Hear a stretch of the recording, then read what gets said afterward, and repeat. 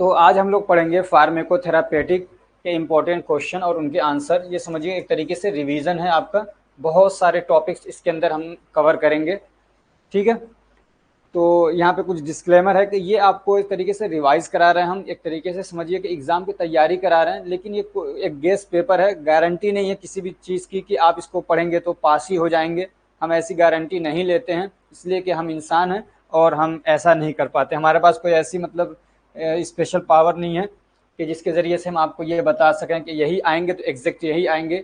इसी क्वेश्चन में हो सकता है आगे पीछे घुमा के आ जाएं।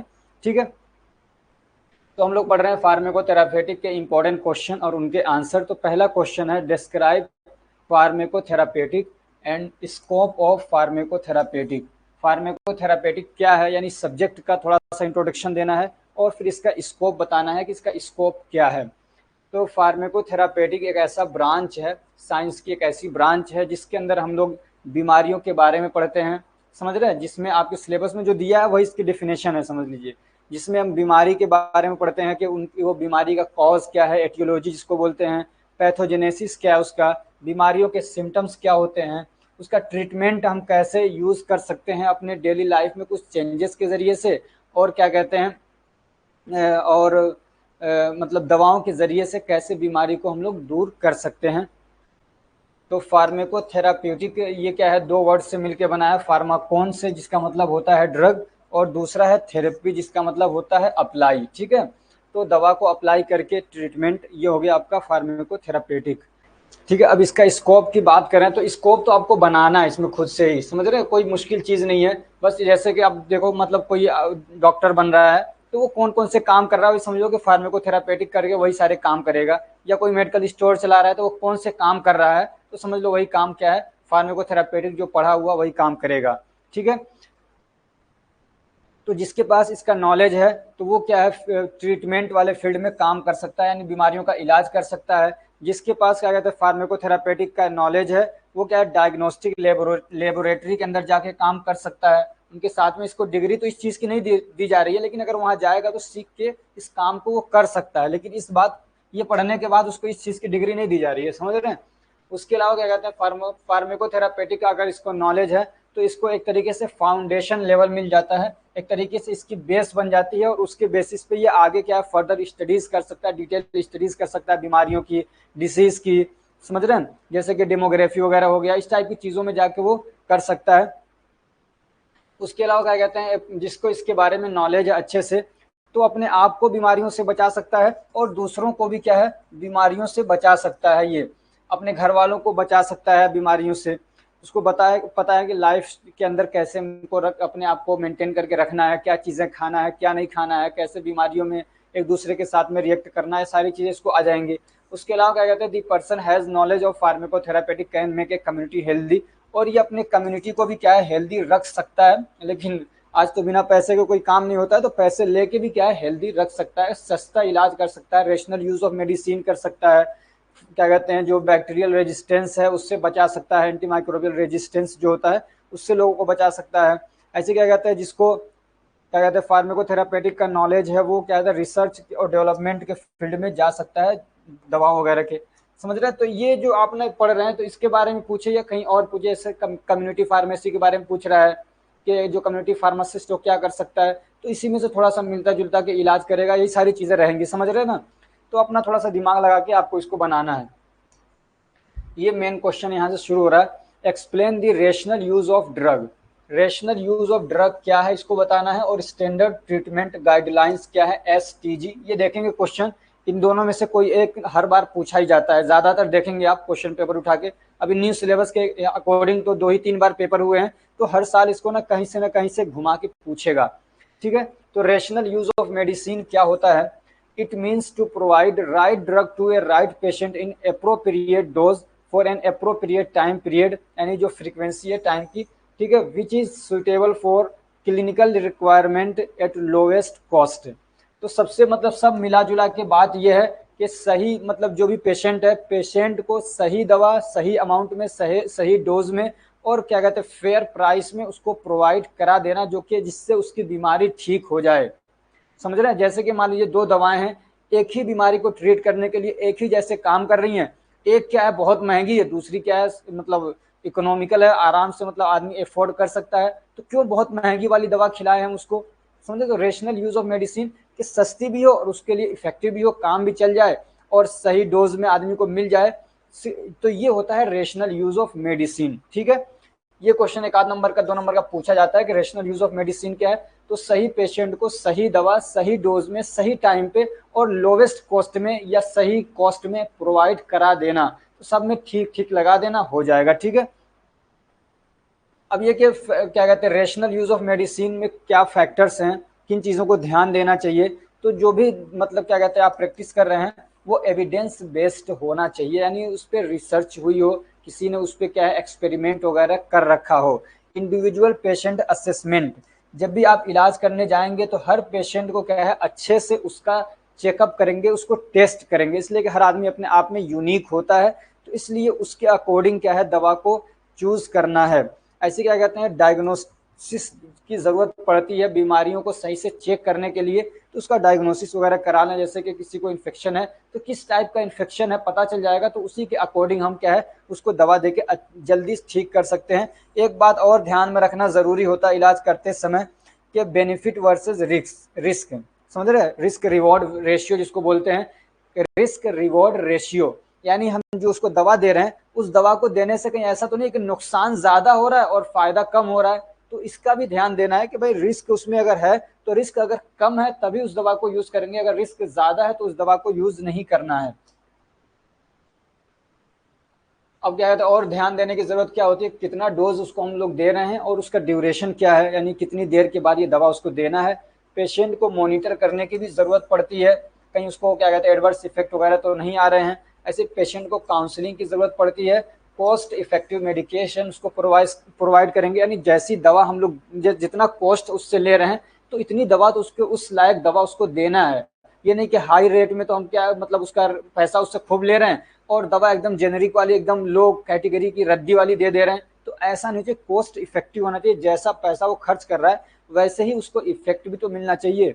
उसके अलावा क्या कहते हैं कंटिन्यू प्रोफेशनल डेवलपमेंट, और क्या कहते हैं रेशनल यूज ऑफ मेडिसिन के लिए जरूरी है कि लगातार अपने अंदर डेवलपमेंट करता रहे, रोज कुछ ना कुछ सीखता रहे मेडिकल के लाइन में अगर है तो। ठीक है, अगला जो एक टॉपिक था वो है एविडेंस बेस्ड मेडिसिन। तो इसका क्या मतलब है, तो सीधा सीधा समझ में आ रहा है कि मेडिसिन सिस्टम जो हम मेडिसिन अप्लाई कर रहे हैं वो एविडेंस बेस्ड होना चाहिए। ठीक है ना, इट मीन्स दी क्या कहते हैं to use the best available, यानी एविडेंस बेस्ड मेडिसिन को हम लोग यूज कर रहे हैं तो क्या मतलब है कि जो भी दवाएं हैं ठीक है ना उनमें से जो बेस्ट है ठीक है ना, और वो क्या है साइंस बेस्ड है या एविडेंस बेस्ड होना चाहिए। Research research for treatment with the help of epidemiology, engineering, technique and risk benefit analysis। तो सब मिला के मतलब ये है एविडेंस बेस्ड मेडिसिन का कि जो अवेलेबल मतलब डेटा हमारे पास है, डाटा भी बोलते हैं, जो अवेलेबल डाटा हमारे पास है डेटा है, तो उस डेटा में से हम सर्च करेंगे, बहुत सारी किताबें लिखी गई हैं, तो उसमें से सबसे बेस्ट और रिसर्च बेस्ड कौन सी ट्रीटमेंट है उसी को यूज करना है। समझ रहे, एपिडेमियोलॉजी वगैरह को देखते हुए, इंजीनियरिंग का यूज करते हुए, तो ये तो मतलब लो लेवल पे नहीं होगा, ये इंजीनियरिंग का मतलब बड़ी बड़ी मशीनों को यूज करके, तो ये अब जो मेडिकल स्टोर चला रहा है उसको ये सब इतना ज्यादा ध्यान देने की जरूरत नहीं होती है। लेकिन ये सिर्फ ऐसा नहीं कि ये चीजें मतलब एक फार्मासिस्ट के लिए ही है, ये डॉक्टर्स के लिए भी है, उनको भी ध्यान देना है, इसलिए सारी बातें उसमें पढ़ाई जाती हैं। फिर अब ये components of evidence based medicine क्या है, तो सबसे पहला क्या बेस्ट अवेलेबल एविडेंस, जो अवेलेबल एविडेंस है उसमें सबसे जो बेस्ट है उसको लेना है। क्लिनिकल नॉलेज एंड स्किल होना चाहिए, सिर्फ किताब पढ़ लेने से नहीं होता है बल्कि आदमी को प्रैक्टिस वाला नॉलेज होना भी जरूरी है। और हमको ये भी देखना है कि पेशेंट की नीड क्या है, पेशेंट की नीड के देखे बगैर हमें इलाज नहीं करना है या जो भी इलाज कर रहा है। उसके अलावा इसमें एक देखना step of evidence based medicine, अगर हम आप एविडेंस बेस्ड मेडिसिन करना चाहते हैं तो उसके लिए क्या स्टेप्स हैं। तो सबसे पहले जो पेशेंट है उससे हम क्वेश्चन पूछेंगे, क्लिनिकल क्वेश्चन, मतलब बीमारियों से रिलेटेड, आपको क्या बीमारी है, कब से परेशानी है, कब दिक्कत होती है, क्या खाने के बाद दिक्कत होती है, कब से दिक्कत शुरू हुई है, इससे पहले आपको हुई नहीं हुई, तो इस टाइप की जो क्वेश्चन हैं वो पूछेंगे क्या दिक्कत हो रही है। फिर उसके बाद उसकी बीमारी के अकॉर्डिंग क्या है हम एविडेंस अब तलाश करेंगे। अब कोई एक्सपीरियंस हो जाता है तो उसको सारा कुछ हो जाता है, लेकिन कोई न्यू है तो उसको इतना चीजें मालूम नहीं है, तो उसको क्या है एविडेंस तलाश करना है, ढूंढना है कि इस बीमारी के लिए सबसे बेहतर ट्रीटमेंट क्या है, जो कि एविडेंस बेस्ड हो। फिर उस एविडेंस का क्या है, इवेल्युएशन करना है, उसको देखना है और मतलब उसको क्या कहते हैं, वैलिडेशन करना, चेक करना है कि ये सच में यूजफुल है या नहीं है। तो कैसे करेंगे, तो आजकल तो बहुत आसान है, कोई किसी डॉक्टर से, बड़े डॉक्टर से पूछ सकता है, या अपना जो कोई बड़ा है, कोई जानकार है, उससे पूछ सकता है, या और भी बहुत सारी वेबसाइट्स हैं जो कि ऐसी इंफॉर्मेशन देती हैं, वहां से कर सकता है। उसके बाद फिर उसको अप्लाई करेगा, और अप्लाई करने के बाद फिर असेसमेंट उसका देखेगा कि ये इसका क्या रिजल्ट आया है दवा इलाज करने के बाद। एक टॉपिक है इसमें, standard treatment guidelines, STG, standard treatment guidelines. ये क्या है, तो ये टूल होता है जो कि क्या कहते हैं, हेल्प करता है और गाइड करता है प्रिस्क्राइबर को, यानी ये एक डॉक्टर है, फार्मासिस्ट है, डिस्पेंसर है, and other health care professional को, who provide primary health care services to provide evidence based medicine and quality of care at good cost। क्या मतलब है इसका, कि जैसे कि मान लीजिए छोटे छोटे डॉक्टर्स हैं या कोई फार्मासिस्ट है, जो लोग इलाज वगैरह कर रहे हैं, तो उनके लिए एक गाइडलाइंस लिख दी जाती है। गाइडलाइंस लिखने का मतलब ये है कि हर आदमी का क्या है, इतना ज़्यादा एक्सपीरियंस नहीं है, हर आदमी की इतनी ज़्यादा नॉलेज नहीं है। तो जो एक्सपीरियंस पर्सन है, जो लोग पढ़े लिखे हैं, बहुत ज़्यादा एक्सपीरियंस है, वो क्या है, अपने अब 4 5 10 लोग मिले, इसकी कमेटियां होती हैं, कमेटी मिलके अपना एक क्या डिसाइड करेगी कि इस बीमारी के लिए हमें ये वाली दवा चलाना चाहिए, ज़्यादा अच्छी होती है, ये इस बीमारी के ये सिम्टम्स होते हैं, ये सिम्टम्स आए तो ये वाली दवा चलानी चाहिए। तो हम जैसे लोग जो हैं उसको क्या है, यूज़ कर लेते, भाई इन्होंने रिसर्च किया है, इन्होंने कहा कि हमने 100 पेशेंट को ये वाली दवा दी थी इस कंडीशन में, तो इससे इसको बहुत फ़ायदा हुआ, तो उन लोगों ने जो लिख देते हैं कि इस तरीके से करना, वही होता है स्टैंडर्ड ट्रीटमेंट गाइडलाइंस। अब ये जो लिखने वाले लोग हैं, तो ये सीनियर होंगे, सुपर सीनियर लोग होंगे, और जूनियर टाइप के जो लोग हैं, जो प्राइमरी हेल्थ केयर सर्विसेज देते हैं, वो उसको क्या करेंगे, यूज़ कर लेंगे। ठीक है, तो इससे क्या होता है, क्वालिटी ऑफ केयर, यानी बेहतरीन क्या है। अब मान लीजिए कोई किताब पढ़ के आया, कोई हजारों क्या कहते हैं 20 साल से प्रैक्टिस कर रहा है, तो उसमें बहुत फर्क होगा, समझ रहे। तो इसीलिए कह रहे हैं कि अगर उसको हम लोग यूज करेंगे तो क्वालिटी ऑफ केयर होगा, यानी अच्छे से इलाज होगा और सस्ते में भी इलाज हो सकता है। ठीक है, और ये जो मतलब ट्रीटमेंट होगा, ये एविडेंस बेस्ड होगा। अगला क्वेश्चन है, डिफाइन एंजाइना। एंजाइना का है या एंजाइना पेक्टोरिस का है, क्वेश्चन आपका वही रहेगा। ठीक है ना। और क्या कहते हैं, मायोकार्डियल इन्फेक्शन, इसको डिफाइन करना है, और इनका क्या कहते हैं, फार्माकोलॉजिकल मैनेजमेंट देना है। तो एंजाइना क्या है, एंजाइना कंडीशन है, एक दर्द है, उस दर्द का नाम है एंजाइना। जब हमारे क्या कहते हैं, हार्ट के जो मसल्स हैं, कार्डियक मसल्स, वहां पे ब्लड की सप्लाई किसी भी वजह से रुकती है, और फिर क्या है, उनको दिक्कत होने लगती है, वो मरने लगते हैं, तो इसमें जो दर्द होता है, जो चेस्ट पेन होता है, उसको बोलते हैं एंजाइना, समझ रहे हैं। और ये जो क्या कहते हैं, ब्लड की सप्लाई रुक रही है किसी भी वजह से, इस कंडीशन को मतलब क्या कहते हैं, ब्लड की सप्लाई रुक रही है और सेल क्या है, कार्डियक सेल डैमेज होना शुरू हो रहे हैं, समझ रहे हैं, या उनको पूरी तरीके से मतलब प्रोटेक्शन नहीं हो पा रहा है, अपना खाना नहीं बना पा रहे हैं, तो ये जो कंडीशन होती है वो होती है मायोकार्डियल इन्फेक्शन। और मायोकार्डियल इन्फेक्शन में जो दर्द होता है, उस दर्द का नाम है एंजाइना, समझ रहे। एंजाइना बीमारी का नाम नहीं है, ये मायोकार्डियल इन्फेक्शन है, ब्लड की सप्लाई रुक गई या बिल्कुल कम हो गई, जिसकी वजह से कार्डियक सेल को दिक्कत होने लगी। इस बीमारी में जो दर्द है, उस दर्द का नाम है एंजाइना, और जो बीमारी है, उस बीमारी को बोलते हैं मायोकार्डियल इन्फेक्शन, मायोकार्डियल इन्फेक्शन। ठीक है। अब टाइप्स ऑफ एंजाइना की बात करें, एंजाइना पेक्टोरिस, तो एक होता है स्टेबल और क्रोनिक, और दूसरा होता है अनस्टेबल, और तीसरा होता है माइक्रोवेस्कुलर एंजाइना। ये तीनों मैंने आपको डिटेल में पढ़ाया है, जिसको डिटेल पढ़नी है वो डिटेल पढ़ लेना जाके। ठीक है। तो स्टेबल क्या होता है कि इसमें जो मतलब दिक्कत है, जो मान लीजिए कि रास्ता जो ब्लॉक है, समझ रहे, तो ये बढ़ता नहीं है, इतने पे रुका रहता है। और अनस्टेबल में क्या होता है, ये बढ़ता जाता है लगातार। और क्या कहते हैं, माइक्रोवेस्क्यूलर क्या है, तो इसमें से कोई चीज टूट के आगे जाके पतली वाली जो नसें होती हैं उसमें जाके फंस जाए, तो वो होता है माइक्रोवेस्कुलर एंजाइना। और भी इसके टाइप्स हैं, लेकिन यहाँ पे हम आपको इतना ही पढ़ाएंगे, क्योंकि आप जो भी लोग इसको देखते हैं तो उनके बहुत सारे ऐसे होते हैं कि टाइम कम होता है, तो इंपॉर्टेंट क्वेश्चन आंसर के अंदर हम पूरी डिटेल नहीं पढ़ाते हैं। ठीक है।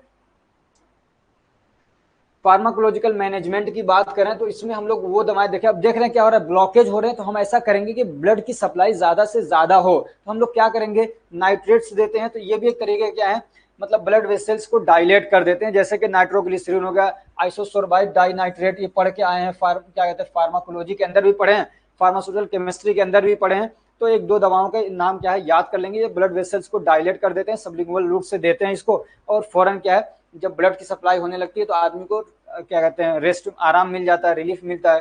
दूसरा क्या है, बीटा ब्लॉकर भी दे सकते हैं, ये भी क्या है मतलब ब्लड प्रेशर को भी कम करते हैं और क्या कहते हैं हार्ट रेट को भी ये कम कर देते हैं किसी हद तक। तो इससे क्या होता है, आदमी को ज्यादा हार्ट को ज्यादा एनर्जी की जरूरत नहीं होती, ज्यादा मेहनत करने की जरूरत नहीं होती है, और ब्लड वेसल्स को भी डायलेट करते हैं ये, ठीक है।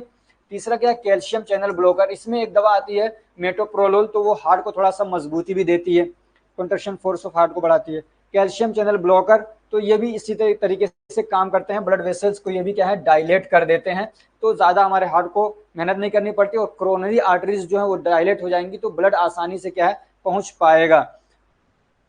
उसके अलावा अगर मान लीजिए क्या कहते हैं मतलब ब्लड क्लोटिंग वगैरह हो रही है, तो फिर वहां पे हम लोग इस टाइप की दवा देते हैं जो कि क्लोटिंग वगैरह को तोड़ दे, ठीक है, फिब्रिनोलाइटिक वगैरह वाली दवाएं देते हैं उसमें।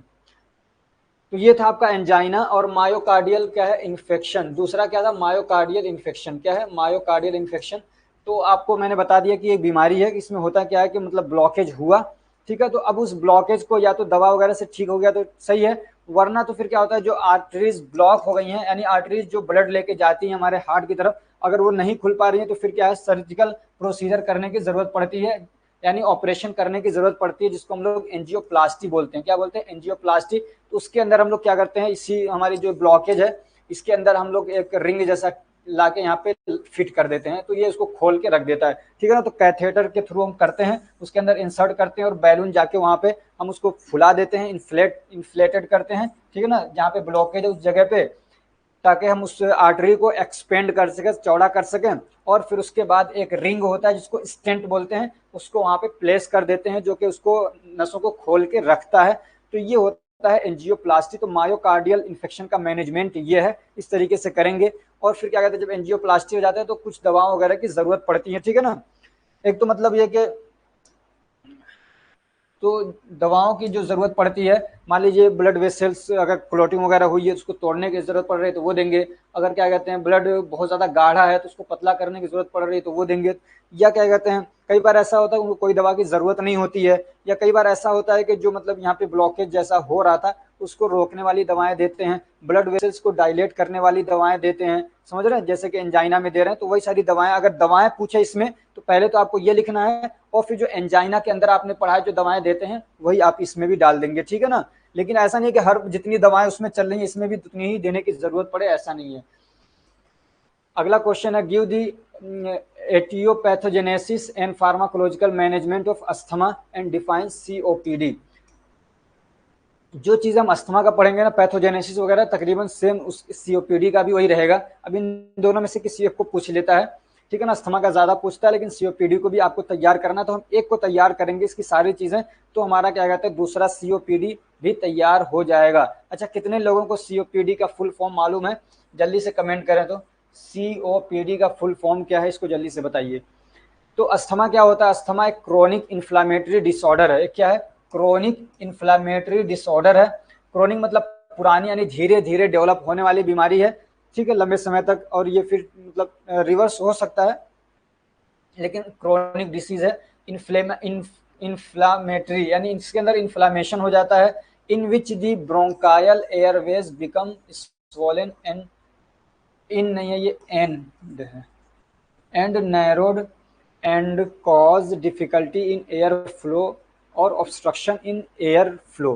क्या मतलब है पूरे का, सीधी सीधी सी बात यह है कि ऐसी दिक्कत होती है जो हमारे क्या कहते हैं लंग्स को हवा लेके जाने के जो रास्ते हैं उसके अंदर सूजन हो जाता है ब्रोंक्यूल से जो है, और फिर क्या होता है जब सूजन होता है तो रास्ता जो है वो ब्लॉक हो जाता है, कम हो जाता है, तो एयर पूरी तरीके से जा नहीं पाता, उसी को बोलते हैं ऑब्स्ट्रक्शन इन एयर फ्लो। समझ रहे हैं कि एयर पूरी तरीके से जा नहीं पाता लंग्स के अंदर, तो फिर आदमी को क्या है सांस फूलने लगती है। इसलिए कि जो आरबीसीज वगैरह हैं उनको बड़ी जल्दी जल्दी बार बार आना पड़ता है और ले लेके जाना पड़ता है, इसलिए कि पूरे हवा एक बार में वो ले जा नहीं पा रहे हैं भरपूर मात्रा में, तो आदमी को सांस फूलने लगता है इसलिए। तो अस्थमा क्या है, एक क्रोनिक डिसीज है, ये लिखेंगे क्रोनिक और इन्फ्लामेटरी डिसऑर्डर है, और ये लंग्स के जो ब्रोंक्यूल्स हैं उसमें एक तरीके से ब्लॉकेज हो जाता है। अब अस्थमा के टाइप्स की बात करें तो एक होता है एटोपिक या एक्सट्रिक्सिक अस्थमा, और दूसरा होता है नॉन एटोपिक और क्या कहते हैं इंट्रिक्सिक अस्थमा, ठीक है। तब ये जो एटोपिक है ये किसकी वजह से होता है, तो ये एलर्जन की वजह से होता है। किसकी वजह से, जो क्या कहते हैं एटोपिक है ये एलर्जन की वजह से होता है, जैसे कि डस्ट हो गया, फीदर्स हो गए, यानी चिड़िया वगैरह छोटी छोटी उनकी जो पंख होती हैं वो उड़ रहा है हवा में, किसी ने उसको लिया तो उसकी वजह से हो सकता है, फूड की वजह से हो सकता है, पोलन की वजह से हो सकता है, और क्या कहते हैं इन्फेक्शन वगैरह की वजह से हो सकता है। ठीक है ना। तो जब ये सारी चीजें होती हैं तो आदमी का इम्यून सिस्टम क्या होता है, एक्टिव हो जाता है और बहुत ज्यादा रिएक्ट करता है। तो हाइपर, जब वो रिएक्शन देने लगता है, हाइपर रेस्पॉन्सिवनेस आ जाता है, तब वहां पे म्यूकस बहुत ज्यादा निकलता है। उस म्यूकस की वजह से फिर क्या है, रास्ता ब्लॉक होता है और इन्फ्लामेशन होता है। ठीक है ना। बहुत ज्यादा जब क्या कहते हैं इम्यून हमारा एक्टिव होगा तो इन्फ्लामेशन कर देता है, तो इस तरीके से दिक्कत करता है। जो नॉन एटोपिक है तो ये किसकी वजह से होता है, तो ये इरिटेंट की वजह से होता है, ये एलर्जन की वजह से और ये इरिटेंट की वजह से। इरिटेंट जो मतलब क्या कहते हैं इरिटेशन कर रहे हैं, उसको क्या कहते हैं जाके मतलब ट्रिगर कर रहे हैं। जैसे कि एयर पोल्यूशन है, एयर के अंदर पोल्यूशन है, एयर के अंदर मान लीजिए बहुत ज्यादा कोई ऐसा केमिकल है जो मतलब दिक्कत कर रहा है, या ठंडी की वजह से, या क्या कहते हैं गर्मी की वजह से, या स्मोक, कोई सिगरेट वगैरह पी रहा तो धुआं की वजह से, उसकी वजह से हो सकता है, या रूम डिओडोरेंट यानी रूम में परफ्यूम वगैरह मारते हैं, तो ऐसी चीजों की वजह से, स्ट्रेस की वजह से, या एंगर की वजह से हो रहा है, गुस्सा बहुत करने की वजह से, तो इन सब चीजों की वजह से अगर हो रहा है तो वो होता है नॉन क्या कहते हैं एटोपिक या इंट्रिंसिक अस्थमा। ठीक है। एक होता है ड्रग इंड्यूस्ड अस्थमा, यानी दवा लेने की वजह से ऐसा हो जाता है, जैसे कि एस्पिरिन की वजह से हो सकता है, तो उसको बोलते हैं ड्रग इंड्यूस्ड अस्थमा। एटियोलॉजी क्या है, तो तीन चीजें आपने पढ़ी हैं, एक है एलर्जेंस, एक दूसरे क्या है इरिटेंट है, तीसरा आपने पढ़ा था ड्रग, चौथा क्या है ड्रग में यह भी आया था आपका एसिटाइल कोलिन वगैरह। तो इन्हीं की वजह से ये तीन क्या है इसकी एटियोलॉजी है। अब पैथोजेनेसिस की बात करें तो पैथोजेनेसिस क्या है, एक्सपोजर टू एलर्जेंस। सबसे पहले मान लीजिए कोई आदमी क्या है एक्सपोज हुआ एलर्जन, यानी एलर्जन उसके अंदर आ गए। ठीक है। तो एलर्जन क्या कहते हैं अंदर गए और हमारे ब्रोंकाई वगैरह में पहुंच गए, और फिर वहां पे क्या होता है फौरन हमारा इम्यून सिस्टम क्या है एक्टिवेट होता है, मैक्रोफेजेस एक्टिवेट होते हैं। मैक्रोफेजेस अपना काम करते हैं, अगर बचा लेते हैं तो ठीक है, अगर वो नहीं रोक पाते हैं फिर क्या है हमारे ये बाहर निकल के आ जाता है, जो क्या कहते हैं जो एंटीजन है या एलर्जन है, जब वो मैक्रोफेजेस से बाहर आता है फिर क्या कहते हैं हमारे जो इम्यून सेल हैं दूसरे वो एक्टिव हो जाते हैं, और फिर क्या कहते हैं एंटीबॉडीज वगैरह बनना शुरू हो जाता है। तो इसके लिए टी हेल्पर सेल वगैरह क्या है काम करते हैं। ठीक है ना। उसके बाद क्या कहते हैं जब प्लाज्मा सेल मेक्स एंटीबॉडीज, जो हमारे प्लाज्मा सेल हैं वो क्या करते हैं एंटीबॉडीज बनाना शुरू कर देते हैं, जैसे कि IgE। ठीक है ना। ये कहाँ पे होता है, मास्ट सेल के ऊपर आके बैठ जाता है।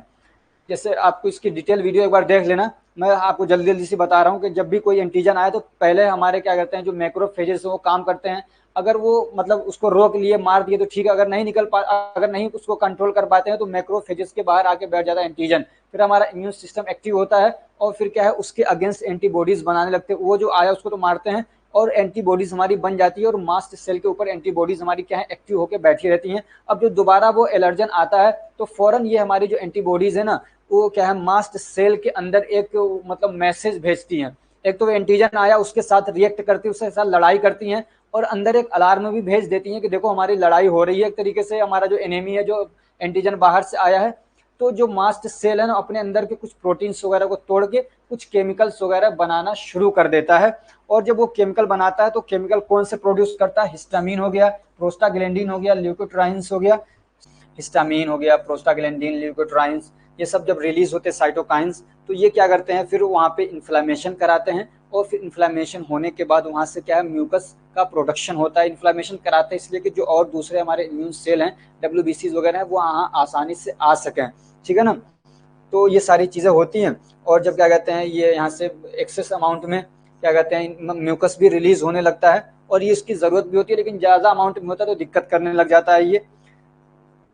और जब क्या कहते हैं इन्फ्लामेशन हो गया, मान लीजिए ये मतलब ब्रोंकाई है और इन्फ्लामेशन होता है, ये सूजन हो जाता है, तो एक तो ये सूजन होकर इसको इसने किया और इसी में म्यूकस रिलीज होने लगता है, तो ये और इसको क्या करता है ब्लॉक कर देता है, तो आदमी को दिक्कत होने लग जाती है इस तरीके से। ठीक है। तो इसी को बोला क्या कहते हैं obstruction in air flow, air के आने जाने में दिक्कत होने लग जाती है। और COPD में भी यही पैथोजेनेसिस है तकरीबन। ठीक है ना। फार्माकोलॉजिकल मैनेजमेंट की बात करें तो इसमें क्या कहते हैं लॉन्ग टर्म अस्थमा मेडिकेशंस होती हैं कुछ, और क्या है कुछ तुरंत रिलीफ के लिए दवाएं हम लोग देते हैं। ठीक है। तो क्या कहते हैं इनहेल्ड कोर्टिकोस्टेरॉइड वगैरह देते हैं, जो मतलब लंबे समय तक दवाएं जो चलती हैं, जैसे कि फ्लूटिकासोन है, ठीक है, ब्यूटिसिनाइड है। तो ये सब दवाएं क्या है देते हैं, तो ये लंबे समय तक भी चलती हैं, उनका इफेक्ट लंबे समय तक भी रहता है। उसके अलावा क्या कहते हैं ल्यूकोट्राइन मॉडिफायर्स, आपको पता है ल्यूकोट्राइंस काम करते हैं म्यूकस फॉर्मेशन, इन्फ्लामेशन वगैरह में, तो उनको हम लोग क्या है मतलब कंट्रोल में करने के लिए दवा देते हैं, जैसे कि मोन्टेल्यू कास्ट हो गया, जाफरली कास्ट है, ठीक है। लॉन्ग एक्टिंग क्या कहते हैं बीटा एगोनिस्ट सेल्ब्यूटामोल, इसको भी याद कर लीजिएगा, सेल्ब्यूटामोल, टेरब्यूटालिन, ठीक है, ये सब भी यूज होती है। उसके अलावा थियोफाइलिन वगैरह भी क्या हम लोग यूज करते हैं, ठीक है। It is use daily for bronchodilation, ये ब्रोंकाई को डायलेट करने के लिए थियोफाइलिन वाली दवाएं भी यूज की जाती हैं, ठीक है। और क्यूक जो क्या तुरंत रिलीफ के लिए जो दवाएं हम लोग यूज करते हैं, तो जैसे कि क्या कहते हैं एल्ब्यूटेरोल हो गया, ये भी क्या है एक तरीके का बीटा एगोनिस्ट है, तो ये इसका इफेक्ट लंबे समय तक रहता है सेल्ब्यूटामोल का, और इसका क्या है तुरंत काम करता है और थोड़ा कम टाइम के लिए इसका इफेक्ट रहता है। उसके अलावा इप्राट्रोपियम ब्रोमाइड वगैरह भी यूज कर लेते हैं, ठीक।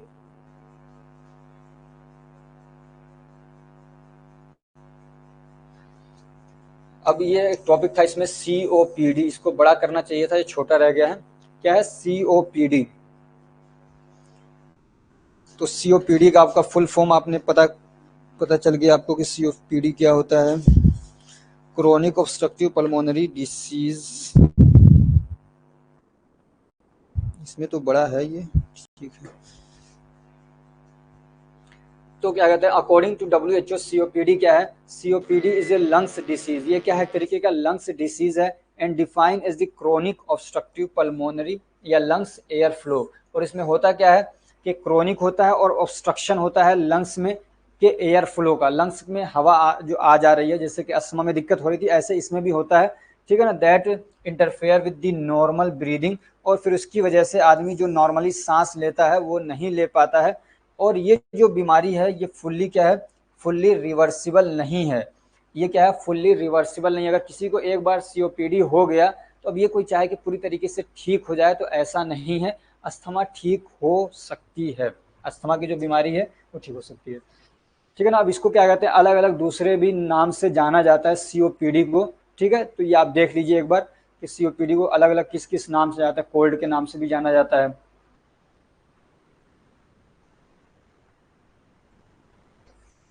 टाइप्स ऑफ सीओपीडी की बात करें तो एक होता है क्रोनिक ब्रोंकाइटिस और दूसरा होता है एम्फाइसीमा। इसके भी जो क्या कहते हैं मतलब, अब ये जो क्रोनिक ब्रोंकाइटिस है तो it refers to inflammation of respiratory tract and formation of thick mucus. जो आपको मालूम है कि लंग्स किससे बने हैं, ब्रोंकाई, फिर आगे जाके लास्ट में क्या होते हैं हमारे एल्वियोलाई होते हैं, ठीक है। तो ये जो क्या कहते हैं क्रोनिक ब्रोंकाइटिस है, तो इसी के अंदर इन्फ्लामेशन हो जाता है, समझ रहे हैं, जो ब्रोंक्योल्स है हमारे या ब्रोंकाई, मान लीजिए आगे जो ब्रोंकाई है, ठीक है, ब्रोंक्योल से पहले ब्रोंकाई है, उसके अंदर इन्फ्लामेशन हो जाता है, सूजन हो जाता है, और फिर आदमी को क्या है ब्लॉकेज करता है और हवा को क्या है पूरी तरीके से आने जाने में दिक्कत होती है, तो वो होता है ब्रोंकाइटिस। और दूसरा होता है एम्फाइसीमा। एम्फाइसीमा इधर दिक्कत नहीं है, ये जो एल्वियोलाई है ना इसके अंदर दिक्कत हो जाती है, ये भी क्या धीरे धीरे डेवलप होती है, और इसके अंदर जो एक तरीके से सिकुड़ने की और खुलने की जो ताकत होती है, जो इलास्टिसिटी है वो खत्म हो जाती है। कई बार इसके अंदर इतना इन्फ्लामेशन होता है कि ये फट जाता है, समझ रहे हैं, तो इसमें दिक्कत होने लगती है। और ये क्या करता है कार्बन डाइऑक्साइड को यहीं पे ट्रैप कर लेता है, बाहर नहीं जाने देता है, ये क्या है कार्बन डाइऑक्साइड को बाहर नहीं जाने देता है जब इसमें दिक्कत होती है, इसलिए आदमी का क्या है सांस फूलने लगता है, कार्बन डाइऑक्साइड का कंसंट्रेशन बढ़ जाता है। अब इसका अगर मैनेजमेंट की बात करें तो वही सारी दवाएं जो अस्थमा वगैरह में हम लोग देते हैं, तो इसके अंदर भी वही दवाएं क्या हम देते हैं। सीओपीडी वाले को भी वही दिक्कत होती है, सिर्फ इनके एटियोलॉजी में और इन बीमारी के सीवियरिटी में या बीमारी के डेवलप होने में थोड़ा बहुत फर्क है, समझ रहे हैं। अब वो सारे अगर आपको क्या मतलब डिफरेंसेस हैं वो सब पढ़ना है तो डिटेल वाली वीडियो देखिएगा आप। अगला क्वेश्चन है question number 5, give the pharmacological management of dysmenorrhea and pre menstrual syndrome. Dysmenorrhea क्या होता है और प्री मेंस्ट्रुअल सिंड्रोम क्या है उसको बताना है। तो डिसमेनोरिया क्या है, cramps and pelvic pain, cramps and pelvic pain with menstruation is called dysmenorrhea. Cramps मतलब मरोड़ होता है, और पेल्विक रीजन के अंदर, पेल्विक रीजन जो होता है पेल्विक गर्डल जो एक क्या कहते हैं जो समझिए कि जो फीमेल का रिप्रोडक्टिव सिस्टम है या मेल का भी हो, लेकिन बात ये चूंकि बीमारी फीमेल के साथ ही है तो इसलिए हम फीमेल की बात करेंगे। तो वो जो क्या कहते हैं मतलब एरिया रिप्रोडक्टिव एरिया है उसके अंदर दर्द होता है, क्रैम्प्स हो रहा है और दर्द हो रहा है पेल्विक एरिया के अंदर। कब हो रहा है? मेंस्ट्रुएशन के टाइम पे, मेंस्ट्रुअल साइकिल के टाइम पे। तो उस वाले दर्द को बोलते हैं डिसमेनोरिया। क्या बोलते हैं? डिसमेनोरिया बोला जाता है उस क्रैम्प को और दर्द को। ठीक है ना। पेल्विक क्या मतलब क्या होता है? पेल्विक के अंदर आ जाता है वेजाइना हो गया, सर्विक्स हो गया, यूट्रस हो गया, ब्लेडर हो गया, यूरेथ्रा हो गया, रेक्टम्स हो गया। तो ये सारी चीजें आ जाती हैं किसके अंदर? पेल्विक के अंदर। ठीक है। अब फार्माकोलॉजिकल मैनेजमेंट की बात करें तो इसमें कोई बहुत ज़्यादा मतलब चिंता करने वाली बात नहीं होती, चूंकि कॉन्ट्रैक्शन होता है तो इसलिए दर्द होता है और वो कॉन्ट्रैक्शन कराना ज़रूरी होता है मेंस्ट्रुएशन को इनिशिएट करने के लिए। ठीक है। तो एनाल्जेसिक हम लोग दवाएं देंगे, यानी कि दर्द को कम करने वाली दवाएं देंगे, तो जैसे कि पैरासीटामोल दे सकते हैं, आइबुप्रोफेन, डाइक्लोफेनेक, ठीक है ना, नेप्रोक्सेन। तो ये सब जो दवाएं हैं नॉर्मली पैरासीटामोल वगैरह चला दी जाती हैं, तो दर्द इससे कम हो जाएगा। ऐसे क्या कहते हैं एंटी स्पाज्मोडिक, अगर बहुत ज़्यादा मरोड़ है तो एंटी स्पाज्मोडिक वगैरह दवाएं चलाते हैं ताकि मरोड़ कम हो, जैसे कि डाइसाइक्लोमीन है, तो इससे क्या होगा? मरोड़ कम हो जाएगा। उसके अलावा दर्द के लिए मेफिनेमिक एसिड वगैरह भी दे सकते हैं साथ में, तो ये कॉम्बाइन करके आता है, तो ये एंटी स्पाज्मोडिक के तौर पे ये काम करेगा। और यही दवा क्या है, जैसे किसी को दस्त आ रहे हैं, लूज मोशन वगैरह हो रहा है, तो उसको भी मरोड़ हो रहा है तो उसमें भी यही दवा दे देते हैं। कोई कहता है ना पेट में बहुत दर्द हो रहा है, किसी को गैस बन गया, दर्द हो रहा है, तो गैस की दवा जो है वो तो देंगे, साथ में मरोड़ को कम करने के लिए, दर्द वगैरह को कम करने के लिए, पेट से रिलेटेड जहाँ पे भी दर्द वगैरह होता है, मरोड़ हो रहा है, तो उसमें डाइसाइक्लोमीन भी दे देते हैं, डाइक्लो भी दे देते हैं। Definition of pre menstrual syndrome. Pre menstrual syndrome क्या है? प्री मेंस्ट्रुअल सिंड्रोम का डेफिनेशन पूछता है तो एक ग्रुप ऑफ सिम्टम्स, ये क्या है? कोई एक बीमारी नहीं, सिंड्रोम है तो इसमें मतलब कई सारे सिम्टम्स एक साथ आएंगे। ठीक है ना। सिंड्रोम का मतलब ही है कि कई सारे सिम्टम्स आएंगे। तो एक group of symptoms like unpleasant, आदमी को अच्छा नहीं लग रहा, अनकंफर्टेबल है, कहीं भी ठीक नहीं लग रहा, बात एक ही है तकरीबन। That occurs in women, women, typically days before और ड्यूरिंग मेंस्ट्रुएशन इन वीमेन, यानी जब मेंस्ट्रुएशन का टाइम है या उससे पहले कुछ सिम्टम्स आ रहे हैं, अच्छा नहीं लग रहा है, मूड थोड़ा डिस्टर्ब सा लग रहा है, समझ रहे हैं? तो उस इसलिए होता है कि हार्मोनल चेंजेस होते हैं कुछ उस टाइम पे, उस हार्मोनल चेंजेस की वजह से ये जो दिक्कत हो रही है, उसी में जो ये सिम्टम्स आते हैं कि ठीक नहीं लग रहा है, मूड डिस्टर्ब है, तो उसको बोलते हैं प्री मेंस्ट्रुअल सिंड्रोम। ठीक है। फार्माकोलॉजिकल मैनेजमेंट की बात करें तो इसमें क्या दवाएं देंगे हम लोग? तो एंटी डिप्रेसेंट जो दवाएं होती हैं, समझ रहे हैं, क्या कहते हैं, सीरोटोनिन रीअपटेक इनहिबिटर्स, इसको देते हैं, जैसे कि फ्लूऑक्सेटिन दे सकते हैं, पैरोक्सेटिन दे सकते हैं। और ये कोई बहुत सीरियस बात नहीं होती है, समझ रहे हैं। ये दो मतलब क्या कहते हैं जो हार्मोनल चेंजेस होते हैं, थोड़ा सा एस्ट्रोजन प्रोजेस्टेरोन का लेवल अप डाउन होता है, तो उसी की वजह से ये क्या कहते हैं आदमी उस दिक्कत होती है थोड़ी। तो अगर बहुत ज़्यादा दिक्कत है तो ये सब दवाएं देते हैं, वरना वो खुद ब खुद 2-3 दिन में, 4 दिन में ठीक हो जाता है आराम अपने आप। तो एंटी डिप्रेसेंट वाली दवाएं दे सकते हैं। दर्द वगैरह है, अगर दर्द के सिम्टम्स आ रहे हैं तो उसमें क्या कहते हैं इंसर्ट दे सकते हैं। बुखार वगैरह अगर मान लीजिए कई बार ऐसा होता है कि उसकी वजह से बुखार भी हो सकता है, तो इसलिए आइबुप्रोफेन वगैरह या पैरासीटामोल वगैरह दे सकते हैं।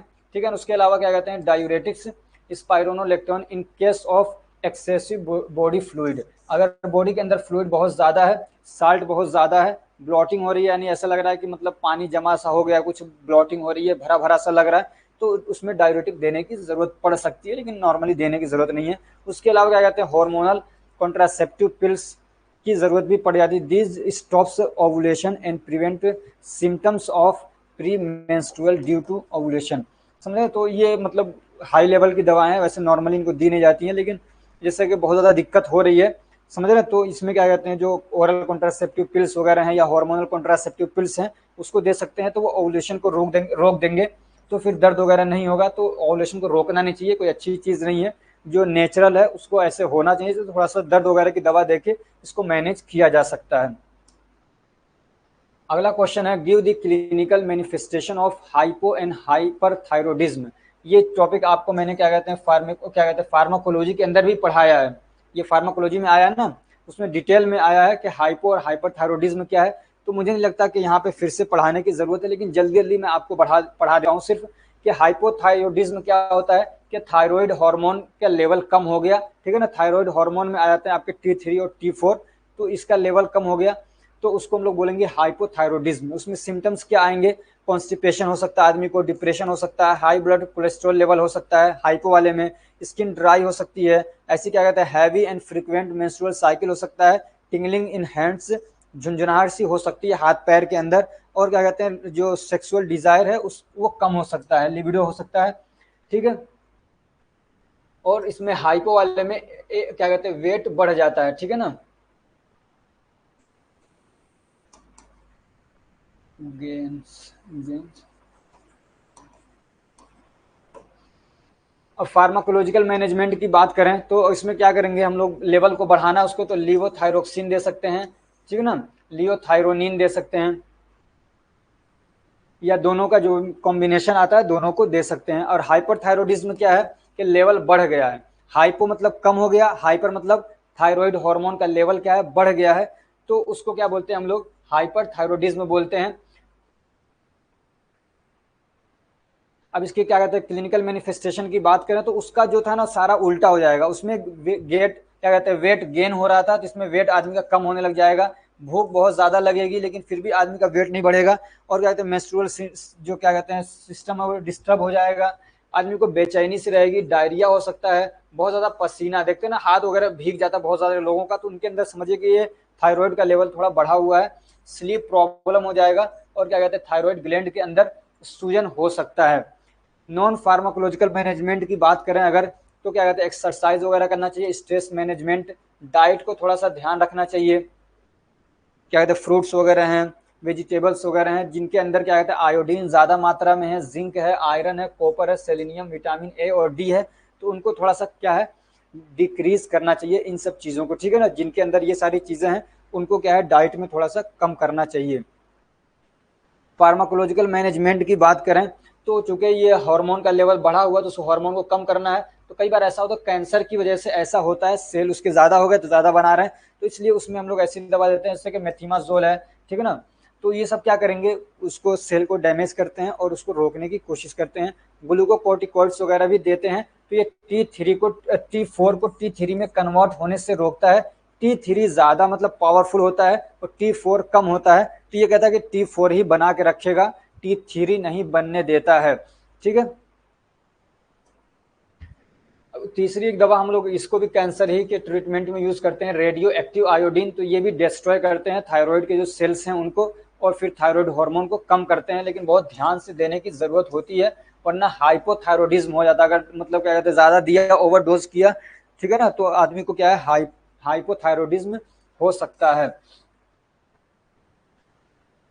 अगला एक टॉपिक है define epilepsy and Parkinson's disease. अब ये जो दो टॉपिक्स है ना इसको मैंने फार्माकोलॉजी में नहीं दिया आपके, अब ये कहेंगे ऐसा क्यों सर, ये तो काफी ज्यादा इंपॉर्टेंट है, तो इसलिए नहीं दिया कि वहां पे मैंने दूसरे टॉपिक्स कवर किए हैं और इसको आपको यहाँ पे पढ़ा दे रहा हूँ, तो दोनों टॉपिक्स कवर हो गए ना, रिपीट भी नहीं होगा, दोनों टॉपिक्स आपके कवर हो जाएंगे, तो जिसने क्या कहते हैं जो इसको पढ़ लेगा तो क्या कहते हैं और उसको भी पढ़ लेगा, तो दोनों टॉपिक उससे कवर हो जाएंगे। अब बच्चे बहुत सारी गलती ये करते हैं कि एग्जाम से एक दिन पहले पढ़ना शुरू करते हैं, अब मान लीजिए उनका एग्जाम फार्माकोलॉजी का पहले है और इसको उसने पढ़ा नहीं है तो ये टॉपिक छूट जाते हैं और ये टॉपिक पूछा भी जा सकता है।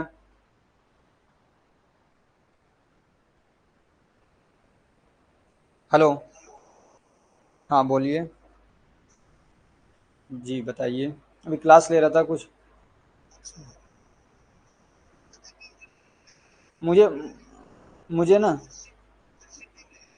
मुझे मुझे व्हाट्सएप पे मैसेज कर दीजिए, अभी बाद में बता देता हूँ, ठीक है।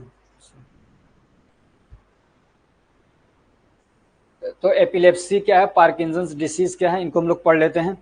तो epilepsy is a nervous system disorder due to the abnormal electrical activity in brain cell, it is also called seizure और कन्वल्जेंट। एपिलेप्सी क्या है जिसको हम लोग मिर्गी बोलते हैं, तो इसमें होता क्या है कि इलेक्ट्रिकल एक्टिविटी बढ़ जाती है, इसलिए इसको क्या बोलते हैं इलेक्ट्रिकल फायरिंग भी बोलते हैं, समझ रहे हैं। तो इलेक्ट्रिकल एक्टिविटी बढ़ जाती है, बहुत ज़्यादा इम्पल्स जनरेट होने लगते हैं, इम्पल्स क्या है बहुत ज़्यादा अमाउंट में जनरेट होने लगते हैं, इम्पल्स जनरेट होने का मतलब समझिए कि केमिकल जो मैसेज एक तरीके से या इलेक्ट्रिकल मैसेज जो तैयार होता है वो बहुत ज़्यादा होने लगता है, तो उसकी वजह से फिर क्या होता है result contraction, involuntary movement, shaking of the body. जब कॉन्ट्रेक्शन बहुत ज़्यादा होगा एबनॉर्मल, जब ये इलेक्ट्रिकल एक्टिविटी एबनॉर्मल होगी तो बॉडी के जो मसल्स है उसमें कॉन्ट्रेक्शन बहुत ज़्यादा होने लगेगा, तो आदमी को क्या है इनवॉलेंट्री मूवमेंट भी होगा और बॉडी में शेकिंग आ जाएगी, यानी आदमी हिलने लग जाएगा। ये सारी चीजें होती है। कई बार अकड़ जाता है आदमी का, हाथ पर ऐसे अकड़ जाएगा बहुत ज्यादा कॉन्ट्रेक्शन की वजह से, रिलैक्सेशन हो नहीं पाता है। ठीक है, दूसरा क्या है, डेफिनेशन ऑफ पार्किंसंस डिसीज। तो पार्किंसंस डिसीज क्या है, it is a chronic progressive neuro degeneration, degenerative कर लीजिए, न्यूरो डीजेनरेटिव, ठीक है, neuro degenerative disorder, neuro degenerative disorder है ये।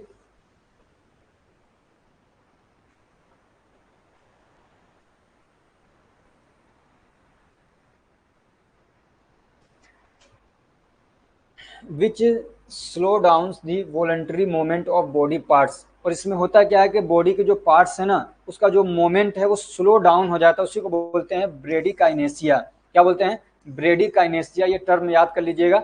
तो इसमें होता क्या है कि मतलब एक तो ये क्या है, क्रोनिक डिसीज है, प्रोग्रेसिव है और न्यूरो डीजेनरेटिव है, यानी न्यूरॉन जो है हमारे वो डीजेनरेट होने लगते हैं, यानी खराब तो हो रहे हैं न्यूरॉन के सेल लेकिन बन नहीं रहे हैं दूसरे, और ये धीरे धीरे क्या है, बीमारी बढ़ती ही जाती है, ये कम नहीं होगी। अब समझो, इसको मैनेज तो किया जाएगा लेकिन ट्रीट नहीं किया जा सकता है।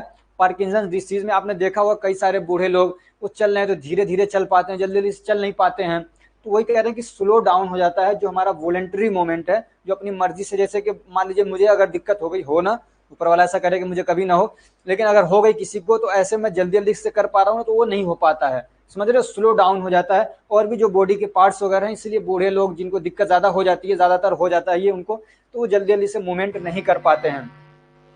ठीक है, मसल स्टोन जो है वो कम हो जाता है, रिजिडिटी क्या है वो कम हो जाती है, और क्या कहते हैं, ट्रेमर हो जाता है, यानी बैठे हुए हैं, समझे, ट्रेमर का मतलब कांपने लग जाते हैं, ऐसे हाथ देखते हैं ना कांपते, वो लिखेंगे तो ऐसे लिखते हैं तो हाथ कांपता है, कोई चीज उठा रहे हैं तो ऐसे हाथ कांपता है, तो वो पार्किंसंस डिसीज में होता है।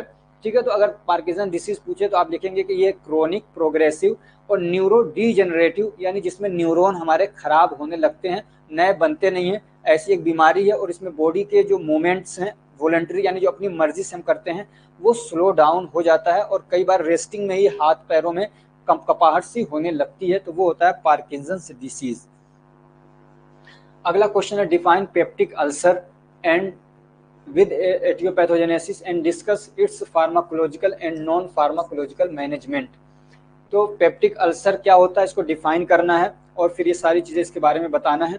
तो पेप्टिक अल्सर क्या है, ये कंडीशन है जिसमें क्या कहते हैं, हमारे जो क्या कहते हैं मतलब स्टोमक है या इंटेस्टाइन वगैरह है, उसके अंदर अंदर वाली जो लाइनिंग होती है उसके अंदर जख्म हो जाता है। ठीक है ना, कहाँ पे हो सकता है, एसोफेगस के अंदर, स्टोमक के अंदर, इंटेस्टाइन के अंदर जख्म हो गया, जिसको वुंड बोलते हैं, सोर बोलते हैं। जब वो हो जाता है तो उसी को हम लोग क्या बोलते हैं, पेप्टिक अल्सर बोलते हैं। एटियोलॉजी क्या है, क्यों हो सकता है ये अल्सर, तो एक बैक्टीरिया है जिसको बोलते हैं हेलिकोबैक्टर पाइलोरी। क्या बोलते हैं, हेलिकोबैक्टर पाइलोरी। इसका जब इन्फेक्शन होता है तो ऐसा केमिकल ये रिलीज करता है कि जिसकी वजह से वहाँ पे इन्फ्लामेशन हो, वो क्या कहते हैं, इन्फ्लामेशन होता है, और फिर उसके बाद में वहाँ पे अल्सर हो सकता है। दूसरा, जो हम लोग non steroidal anti inflammatory drugs वगैरह खाते हैं तो इसकी वजह से भी हो सकता है, इसलिए कि ये कॉक्स-1 जो मतलब कॉक्स-1 इनहिबिटर्स हैं उनकी बात कर रहे हैं, समझे, जो कॉक्स-2 सिलेक्टिव कॉक्स-2 इनहिबिटर्स हैं वो दिक्कत नहीं करते हैं, जैसे कि सेलिकॉक्सिब, रोफेकॉक्सिब वगैरह। जब कॉक्स-1 एंजाइम को इनहिबिट किया जाता है तो प्रोस्टाग्लैंडिन की सिंथेसिस भी रुकती है, और प्रोस्टाग्लैंडिन ही है जो एक तरीके से क्या कहते हैं, एक तो म्यूकस होता है और दूसरा प्रोस्टाग्लैंडिन एक तरीके से प्रोटेक्शन का काम करते हैं हमारे स्टोमक के अंदर अल्सर से बचाने के लिए। ठीक है, तो जब एनसेड वाली दवाएं खाते हैं हम लोग तो वो दिक्कत हो जाती है, जो खास तौर से जो कॉक्स-1 पे काम करती हैं। स्मोकिंग की वजह से भी इरिटेशन होकर वहाँ पे ये हो सकता है, मतलब क्या कहते हैं अल्सर। ऐसी अल्कोहल बहुत ज़्यादा लेने की वजह से या रेडियो एक्टिव थेरेपी की वजह से, जैसे अभी आपने पढ़ा पीछे रेडियो एक्टिव आयोडीन कोई ले रहा है तो उसकी वजह से भी क्या है, अल्सर हो सकता है। पैथोजेनेसिस की बात करें तो कैसे होता है, तो क्या कहते हैं, जो थिक लेयर होती है गैस्ट्रिक म्यूकस की जो कि प्रोटेक्शन का काम करती है, समझ रहे हैं, थिक लेयर होती है किसकी, म्यूकस की, जो कि बेसिक नेचर की होती है वो, तो उसके अंदर क्या कहते हैं मतलब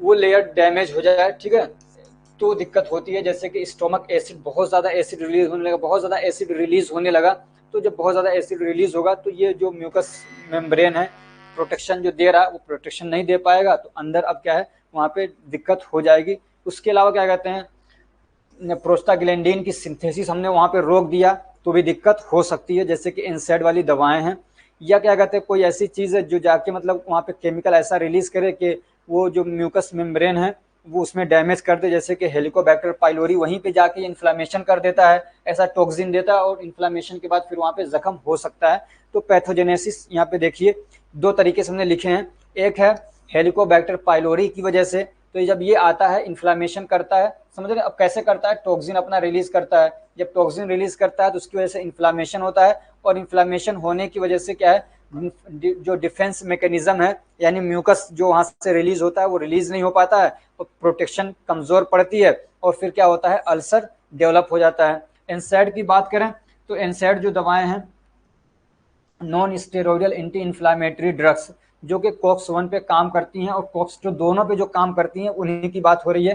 तो ये क्या करते हैं, कॉक्स 1 को भी इनहिबिट कर देते हैं, एक तरीके का एंजाइम होता है, तो उसकी वजह से जो हमारे प्रोस्टाग्लैंडिन है पीजीज जो है उनका सेक्रेशन कम हो जाता है, और फिर उसकी वजह से ये चूंकि एक तरीके से प्रोटेक्शन का काम करते हैं तो फिर डिफेंस मैकेनिज्म कम हो जाता है और अल्सरेशन हो जाता है। तो ये दो मैकेनिज्म है, मतलब पैथोजेनेसिस है, इनको एक कोई दो याद कर लीजिए, आसान है।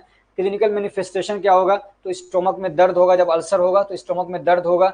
ये जो टॉपिक है ना, ये पेप्टिक अल्सर वाला, ये फार्माकोलॉजी में भी पूछा जा सकता है और ये फार्माकोथेरापेटिक में भी पूछा जा सकता है, और पूछता है, अभी अभी पूछा था उत्तराखंड के अंदर भी इस क्वेश्चन को। ब्लोटिंग हो सकती है, यानी भारी भारी सा ऐसा लगेगा कि कुछ रखा हुआ है। उसके अलावा क्या कहते हैं, गैस्ट्रोइंटेस्टाइनल डिसऑर्डर हो सकता है, यानी जो मतलब डाइजेस्टिव सिस्टम है वो खराब हो सकता है। हार्ट बर्न, ऐसा लगता है जलन जैसा होगा। एपेटाइट, आदमी को भूख वगैरह नहीं लगेगी, चेंज हो जाएगा। नोजिया, वोमिटिंग हो सकती है।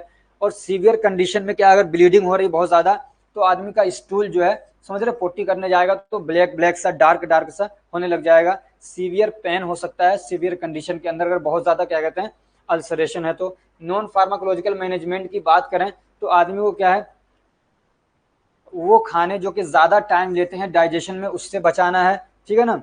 और क्या कहते हैं, ब्लड और water loss occur due to diarrhea और वोमिटिंग, अगर क्या कहते हैं मतलब आदमी के ब्लड बॉडी फ्लूइड कम हो रहा है तो उसको क्या है, उसको मैनेज करने के लिए यूज करना चाहिए, ताकि मतलब ज्यादा ज्यादा फ्लूइड वगैरह ले, ऐसी चीजें ले जिससे ब्लड उसका बन जाए और फ्लूइड बॉडी की जो कम हो गई है तो उसको क्या है मैनेज किया जा सके। उसके अलावा क्या कहते हैं, अगर क्या कहते हैं non steroidal anti inflammatory drugs use कर उसको छोड़ दे। स्मोकिंग वगैरह कर रहा है तो उसको क्या है अवॉइड करे, छोड़ दे। फार्माकोलॉजिकल मैनेजमेंट की बात करें तो एक दवा ऐसी हम लोग देंगे जो कि एसिड को न्यूट्रलाइज करेगा, वो हो जाता है एंटासिड, जैसे कि aluminium hydroxide gel, magnesium hydroxide mixture वगैरह आते हैं, ठीक है। उसके अलावा हम लोग देते हैं दूसरी जो दवा है वो है बीटा ब्लोकर, बीटा कह रहा हूँ सॉरी, H2 ब्लोकर बोलते हैं इसको, क्या बोलते हैं H2 blocker, anti histaminic drug है ये। तो सिमेटिडीन जैसे हो गया, टेगामेट करके आता है, रेनिटिडीन हो गया, जैसे कि जेनटेक करके आता है। उसके अलावा एसिलॉक वगैरह आते हैं 150-300 तक, वो यूज करते हैं। उसके अलावा क्या कहते हैं प्रोटॉन पंप इनहिबिटर यूज करते हैं, जैसे कि ओमिप्राजोल वगैरह। तो इन दोनों में से कोई एक यूज करेंगे, ठीक है ना, सब नहीं यूज करेंगे। ये दोनों क्या है एक ही काम करती हैं, बस थोड़ा सा ड्यूरेशन और एक्शन में थोड़ा सा तरीके में अलग है। तो दोनों का काम एक ही है कि एसिड के सेक्रेशन को रोकती हैं, ये HCl के फॉर्मेशन को रोकती हैं।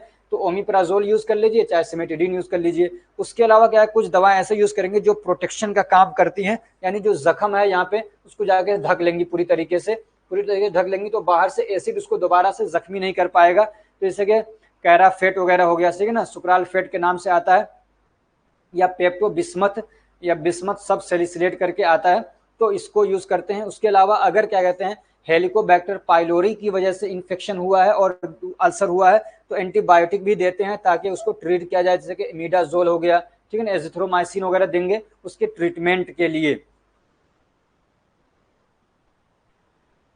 अगला क्वेश्चन है गिव क्या है pharmacotherapy of viral infection SARS. जो वायरल इन्फेक्शन है सार्स जो है, तो इसका फार्मेकोथेरेपी बताना है, यानी उसका ट्रीटमेंट वगैरह सारी चीजें बताना है, ठीक है। ऐसा क्वेश्चन आएगा, देखो गिव फार्मेकोथेरेपी ऑफ, अब कोई बीमारी आगे दे दी है उसकी, समझे, तो आपको क्या करना है, फार्मेकोथेरेपी में क्या करना है, तो जो कुछ आपको इसमें पढ़ना है ना, एक तो उसका डेफिनेशन, फिर उसके क्लासिफिकेशन है तो क्लासिफिकेशन, उसकी एटियोलॉजी क्या है, पैथोजेनेसिस क्या है, और अगर इन्फेक्शियस डिसीज है तो उसमें बताइए कि मोड ऑफ ट्रांसमिशन वगैरह क्या है, नॉन फार्माकोलॉजिकल मैनेजमेंट और फार्माकोलॉजिकल मैनेजमेंट, ये सारी चीजें आपको उसमें क्या है बतानी रहेंगी। तो वायरल इन्फेक्शन सार्स या कोविड टू भी बोलते हैं जिसको। तो बीमारी तो आपको पता ही है कि क्या है, एक तरीके से वायरल डिसीज है। ये क्या करती है, हमारे रेस्पिरेटरी सिस्टम को आके ब्लॉक करती है। और इसमें भी क्या होगा, जब आई इन्फेक्शन होता है, इन्फेक्शन मतलब आके अपना अपने नंबर को बढ़ाते हैं, अपनी क्वांटिटी को बढ़ाते हैं। और जब वो बढ़ते हैं तो फिर क्या है, इन्फ्लामेशन होता है। इन्फ्लामेशन की वजह से सूजन होगा, और सूजन होके फिर वहां से क्या है, म्यूकस रिलीज होता है। और जब म्यूकस रिलीज होता है तो ऑब्स्ट्रक्शन हो जाता है एयर के अंदर। और यहाँ तक कि कई बार ये पूरे सेल, जो लंग्स के सेल हैं, उनको पूरी तरीके से डैमेज कर देते हैं ये, समझ रहे। जो वायरस होते हैं कि गलत बात ये होती है कि सेल के अंदर ही घुस जाते हैं, पूरा उसका मैकेनिज्म छीन लेते हैं, उसको काम ही नहीं करने देते हैं, समझ रहे हो। तो पूरे सेल को डैमेज कर देते हैं, ब्लीडिंग भी होने लग जाती है हमारे लंग्स से। तो इस क्या कहते हैं, इसीलिए इसको क्या बोलते हैं, सीवियर एक्यूट रेस्पिरेटरी सिंड्रोम भी बोलते हैं। कि ये क्या कहते हैं, रेस्पिरेटरी सिस्टम को पूरी तरीके से डैमेज कर देता है, और कई सारी बीमारियां और भी उसमें आके भर जाती हैं फिर। एटियोलॉजी की बात करें तो कोविड-19 जो है, ठीक है ना, इज दिस सार्स, क्या कहते हैं, दी पॉजिटिव एजेंट ऑफ कोविड-19। इसका जो कोविड-19 जो है, इसका जो पॉजिटिव एजेंट है वो है सार्स कोविड 2, ठीक है ना, ये नाम दिया गया SARS COVID 2, severe acute respiratory syndrome COVID 2। Mode of transmission की बात करें, कैसे फैलता है, तो सबको मालूम है, ड्रॉपलेट्स वगैरह, जो इन्फेक्टेड आदमी है उसके मतलब जो ड्रॉपलेट्स हैं, जो मुंह से या नाक से निकल रहे हैं, या जो फिजिकल कांटेक्ट बना रहा है किसी के, हाईली क्या है, ये जो बीमारी है बहुत ज़्यादा मतलब एक से दूसरे में बड़ी तेज़ी से फैलने वाली बीमारी है, समझ रहे हैं, कंटेजियस जिसको बोलते हैं। और ये क्या है, कॉन्टामिनेटेड थिंग है। मैं माने इसको यूज़ किया, और मान लो ऐसे ऐसे करके मैंने इस पर लगा दिया, कोई दूसरा यूज़ कर रहा है, तो अगर ये इन्फेक्शन मुझे था उसमें चला जाएगा। तो इस तरीके से ये हाईली क्या है, मतलब एक से दूसरे में ट्रांसफर होने वाली बीमारी है। अब इसका पैथोजेनेसिस की बात करें तो एंट्री ऑफ कोरोना वायरस की एंट्री हुई, या कोविड-19 2 आप कह सकते हैं। और उसके बाद क्या होता है, मैक्रोफेजेस एक्टिव होते हैं। लेकिन मैक्रोफेजेस क्या होते हैं, मतलब फेल हो जाते हैं उसको रोकने के अंदर, उसको रोक नहीं पाते हैं, ठीक है ना, तो उसको बोलते हैं फेलियर ऑफ इम्यूनिटी। फिर क्या करते हैं, ये वायरस अपनी नंबर को बढ़ाते हैं, कहाँ पे, एपिथेलियल सेल के अंदर, ठीक है ना, और रेस्पिरेटरी सिस्टम के अंदर ही पहले ये काम करते हैं। फिर उसके बाद ये आंखों में भी जा सकते हैं हमारे। उसके बाद क्या होता है, वहाँ पे इन्फ्लामेशन होता है। और फिर क्या होता है, एक्यूट लंग्स इंजरी, लंग्स के अंदर ये इंजरी कर देते हैं, जख्म करते हैं। रेस्पिरेटरी फेलियर हो जाता है, जब लंग्स काम नहीं करेगा तो ऑक्सीजन अब अंदर आ नहीं पाएगा, आता तो है मतलब ब्लड में नहीं जा पाएगा। और फिर क्या होता है, जब ब्लड में ऑक्सीजन की सप्लाई नहीं होगी तो हमारे हार्ट को भी नहीं मिलती है, तो लंग्स तो गया ही, अब हार्ट भी हमारा जाएगा। और जब हार्ट क्या है, ब्लड पंप नहीं करेगा तो दूसरे ऑर्गन भी जाएंगे। तो इसलिए होता है multiple organ failure, multiple organ failure होता है। और फिर आदमी की क्या हो जाती है, डेथ हो जाती है। यानी पता चला लंग्स भी खराब हो गया उसका, क्या कहते हैं, जब मतलब ऑक्सीजन नहीं जाएगा तो हार्ट भी अपना काम नहीं कर पाएगा, तो हार्ट भी गया। और फिर दूसरे किडनी के भी जाएगी, तो सारे ऑर्गन्स क्या हैं, जाएंगे, फिर आदमी ही चला जाता है।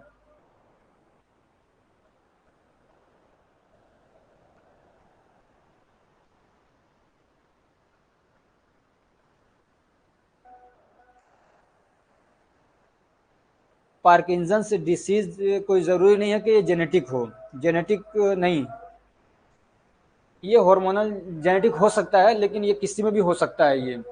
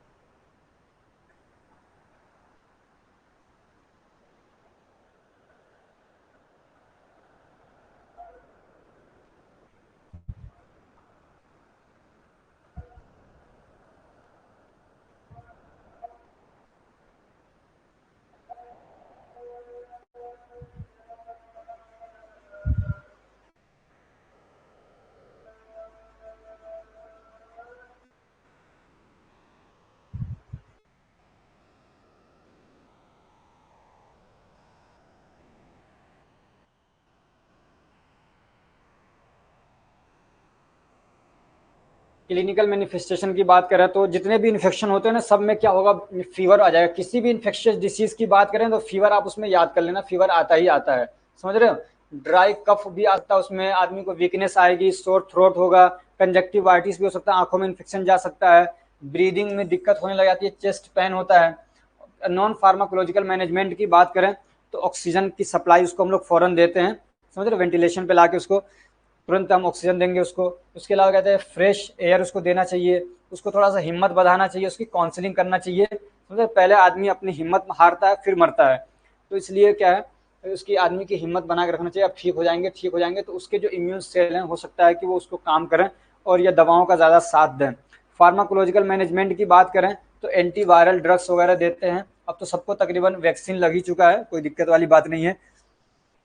तो रेमडेसिविर जो है या क्या कहते हैं रिटोनावीर है, तो ये सारी दवाएं क्या है चलती हैं। इसमें खूब दवा के ब्लैकमेलिंग हुई, बहुत कमाया बहुत सारे लोगों ने। समझे, मोनोक्लोनल एंटीबॉडीज वगैरह भी देते हैं, तो एक तरीके से क्या है इम्यून सिस्टम को बूस्ट करने के लिए होता है कि लेबोरेटरी के अंदर एक तरीके से इसको बनाया जाता है, ठीक है ना, तरीके का प्रोटीन होता है। तो ये क्या कहता है री स्टोर करता है या इंक्रीज करता है या मॉडिफाई करता है हमारे इम्यून सिस्टम को, उसी के तरीके से ये काम करता है जिस तरीके से हमारा इम्यून सिस्टम काम करता है। पॉलीसिस्टिक ओवरियन सिंड्रोम में आयुर्वेदिक मेडिसिन ट्रीटमेंट के लिए ले सकते हैं, हाँ बिल्कुल। आयुर्वेदिक दवाओं का कोई ज़्यादा साइड इफेक्ट नहीं होता है।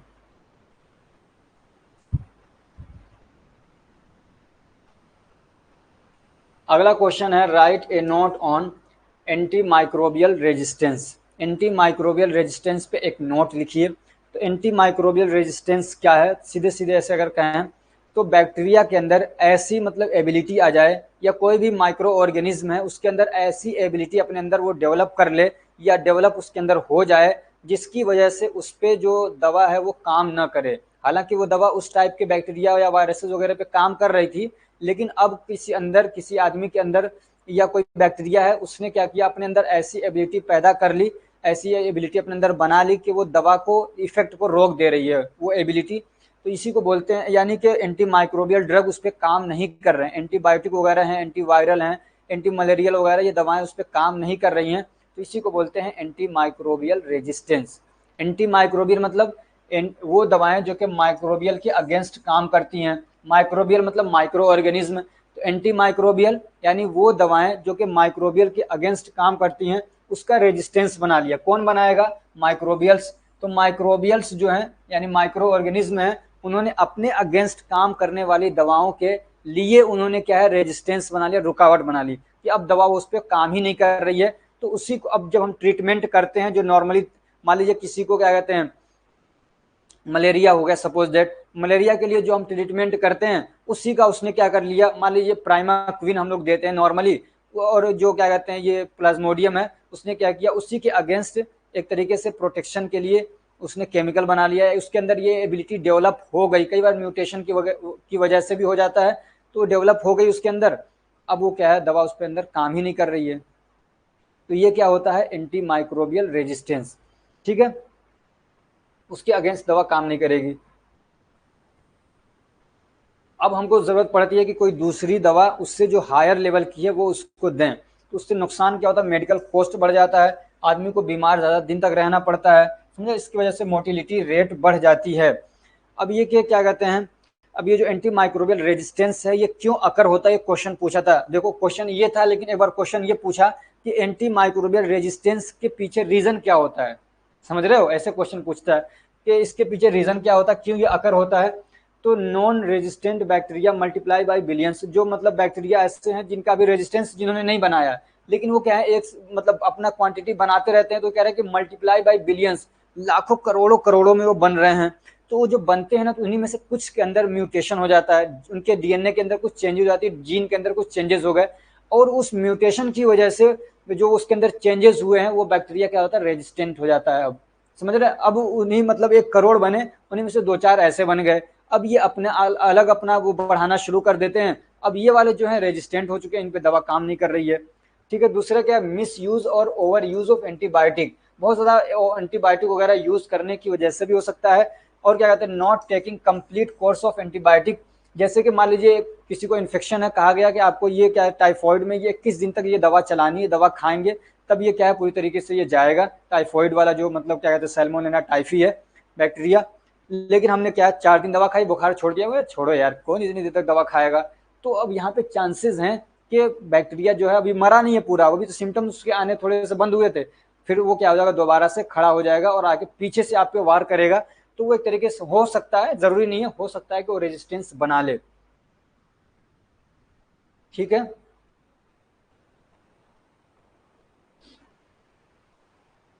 उसके अलावा क्या कहते हैं टेकिंग एंटी, या क्या कहते हैं एंटीबायोटिक हम लोग ले रहे हैं लेकिन बहुत लो डोज में ले रहे हैं। आपको कहा गया है कि सिप्रोफ्लोक्सासिन 200 mg लेना, आप 100 mg ले रहे हैं, तो ये भी दिक्कत कर सकता है। ऐसे क्या कहते हैं छोटी मोटी जो बीमारियां जैसे अपने आप से जो ठीक हो जाती हैं, उसके लिए क्या कहते हैं मतलब आदमी बार बार एंटीबायोटिक वगैरह लेगा तो उसका रेजिस्टेंस बन सकता है। अब इसके टाइप्स की बात करें तो एक होता है मल्टी ड्रग रेजिस्टेंस, यानी कई सारी अलग अलग दवाओं में उसने क्या किया, रेजिस्टेंस बना लिया है। तो इसको मैंने आपको डिटेल में उसमें पढ़ाया था, फार्माकोलॉजी के अंदर भी शायद इसको पढ़ाया मैंने, या किसी और में, लेकिन कहीं पे मैंने इसको पढ़ाया है।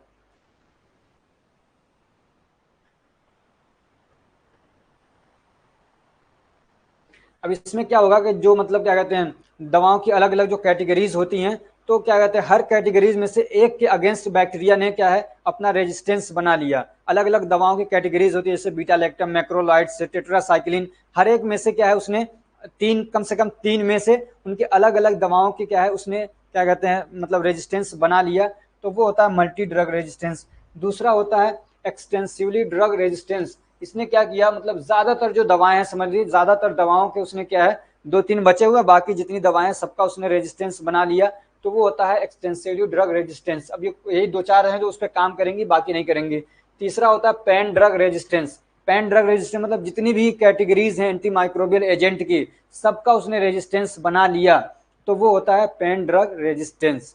तो डियर स्टूडेंट, आप लोग काफ़ी देर से पढ़ रहे हैं लगातार, तो थक चुके होंगे, तो इसलिए सोचा कि थोड़ा सा ब्रेक दे दें और उस ब्रेक में आपको कुछ इन्फॉर्मेशन दे दें। तो ये जो कुछ भी आपको पढ़ाया जा रहा है, इंपॉर्टेंट क्वेश्चन आंसर हो, चाहे सारे सब्जेक्ट के कंप्लीट नोट्स हों, इनकी वीडियोस हों, तो जो कुछ आपको पढ़ाया जा रहा है, जो कुछ भी एसआर फार्मेसी के नोट्स हैं, उनको आप कहाँ से ले सकते हैं। कई सारे बच्चों के कमेंट आते हैं, मैसेज आ रहे हैं, फ़ोन कर रहे हैं बच्चे।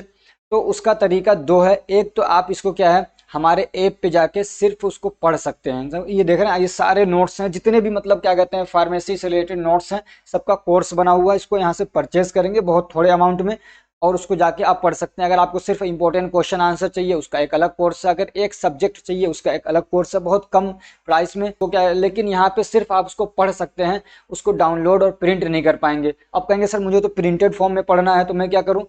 तो उसके लिए क्या है, हमने प्रिंटेड फॉर्म में ऑलरेडी सारे नोट्स निकलवा रखे हैं। आपको प्रिंटेड फॉर्म में आपके होम पे डिलीवर कर दिया जाएगा। पीडीएफ के फॉर्मेट में कोई भी नोट्स न मांगे, किसी को भी पीडीएफ के फॉर्मेट में अब नोट्स हम नहीं दे पाएंगे, उसके लिए आई एम सॉरी। तो आपको अगर प्रिंटेड फॉर्म में पढ़ना है तो आप हमें ऑर्डर करिए, हम आपके होम पे डिलीवर कर देंगे। अब ऑर्डर कैसे करेंगे, तो हमारा जो व्हाट्सअप नंबर है 9694480523, इसी पे आपको मैसेज करना है। थ्री ये नंबर है, इस नंबर पे आप मैसेज करेंगे, फोन नहीं करेंगे, सिर्फ मैसेज करेंगे सर मुझे हार्ड कॉपी चाहिए, फर्स्ट ईयर है तो फर्स्ट ईयर बता दीजिए, सेकंड ईयर है सेकंड ईयर बता दीजिए, सिर्फ इंपॉर्टेंट क्वेश्चन आंसर चाहिए तो कह दीजिए मुझे फर्स्ट ईयर के सिर्फ इंपॉर्टेंट क्वेश्चन आंसर चाहिए, सेकंड ईयर के तो सेकंड ईयर के सिर्फ इंपॉर्टेंट क्वेश्चन आंसर चाहिए, और साथ में अपना क्या कहते हैं जो पिन कोड है वो बता दीजिए। तो आपको डिलीवरी चार्ज और नोट के जो कॉस्ट और नोट्स के जो कॉस्ट हैं वो दोनों जोड़ के आपको बता दिया जाएगा, और आपके होम पे डिलीवर कर दिया जाएगा। पूरे इंडिया के अंदर हम डिलीवर कर रहे हैं, और ज़्यादा से ज़्यादा टाइम जो लगता है वो 8 से 10 दिन का लगता है। वैसे नॉर्मली 5 से 6 दिन में डिलीवर कर देते हैं ये पिकअप करने के बाद, समझ रहे हैं। लेकिन क्या है 8 से 10 दिन मतलब मैक्सिमम इसके अंदर ही कर देते हैं, 10 दिन के अंदर अंदर हो जाते हैं पूरे इंडिया के अंदर, ठीक है।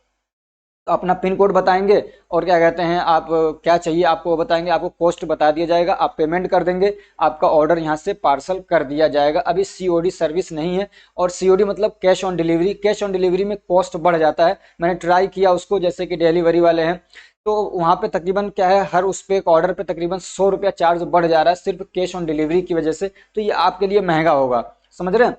तो इसलिए आपको भरोसा करना चाहिए। हमने कम से कम 200-300 से ज़्यादा अभी 2-3 महीनों के अंदर हमने डिलीवर कर दिए हैं बच्चों को। अब अच्छा ये तो हो गई नोट्स की बात। अब मान लीजिए आपने एग्जाम दे लिया, अब आपके सामने एक सिचुएशन आती है कि आगे आपको क्या करना है। या तो आप गवर्नमेंट फार्मासिस्ट बनना चाहते हैं, अपना मेडिकल स्टोर खोलना चाहते हैं, या कहीं पे जॉब वगैरह करना चाहते हैं, तो इस टाइप की जितनी भी इंफॉर्मेशन है सब आपको एसआर फार्मेसी ऐप पे दी जाएंगी। उसके अलावा हमारे जो प्लेटफॉर्म्स हैं सोशल मीडिया, वहाँ पे दी जाती रहेंगी आगे।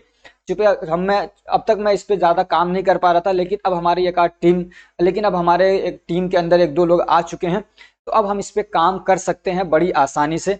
तो इसलिए हमने अब एक कोर्स लॉन्च करने जा इसलिए अब हम एक कोर्स लॉन्च करने जा रहे हैं एग्जिट एग्जाम प्रिपरेशन। और जो एग्जिट एग्जाम प्रिपरेशन है वो उसको हमने इस तरीके से डिज़ाइन करना है कि उसमें आपको गवर्नमेंट फार्मासिस्ट की तैयारी हो जाएगी, सिपाही फार्मा की तैयारी हो जाएगी, या कोई भी वैकेंसी आती है जैसे Bihar pharmacist, UP pharmacist, Punjab pharmacist, Karnataka, किसी भी स्टेट की जो फार्मासिस्ट की मतलब जो जॉब आती है, जो वैकेंसीज आती हैं, तो उसके लिए आपको उसमें प्रिपेयर किया जाएगा। ठीक है, तो अगर आपको वो सब उसका फायदा उठाना है तो हमारे ऐप को डाउनलोड कर लीजिए और नोटिफिकेशन को ऑन कर लीजिए। तो जो भी कोर्स हम लॉन्च करेंगे इस टाइप का, तो उसका आप फायदा उठा पाएंगे, आपको इन्फॉर्मेशन मिल जाएगी। ठीक है, चलिए आगे बढ़ते हैं। तो हमारा क्या कहते हैं अगला क्वेश्चन है वो है एक्सप्लेन द ऑब्जेक्टिव ऑफ फार्मेकोथेरापेटिक। फार्मेकोथेरापेटिक्स के ऑब्जेक्टिव्स क्या हैं, क्यों इसको पढ़ाया जाता है।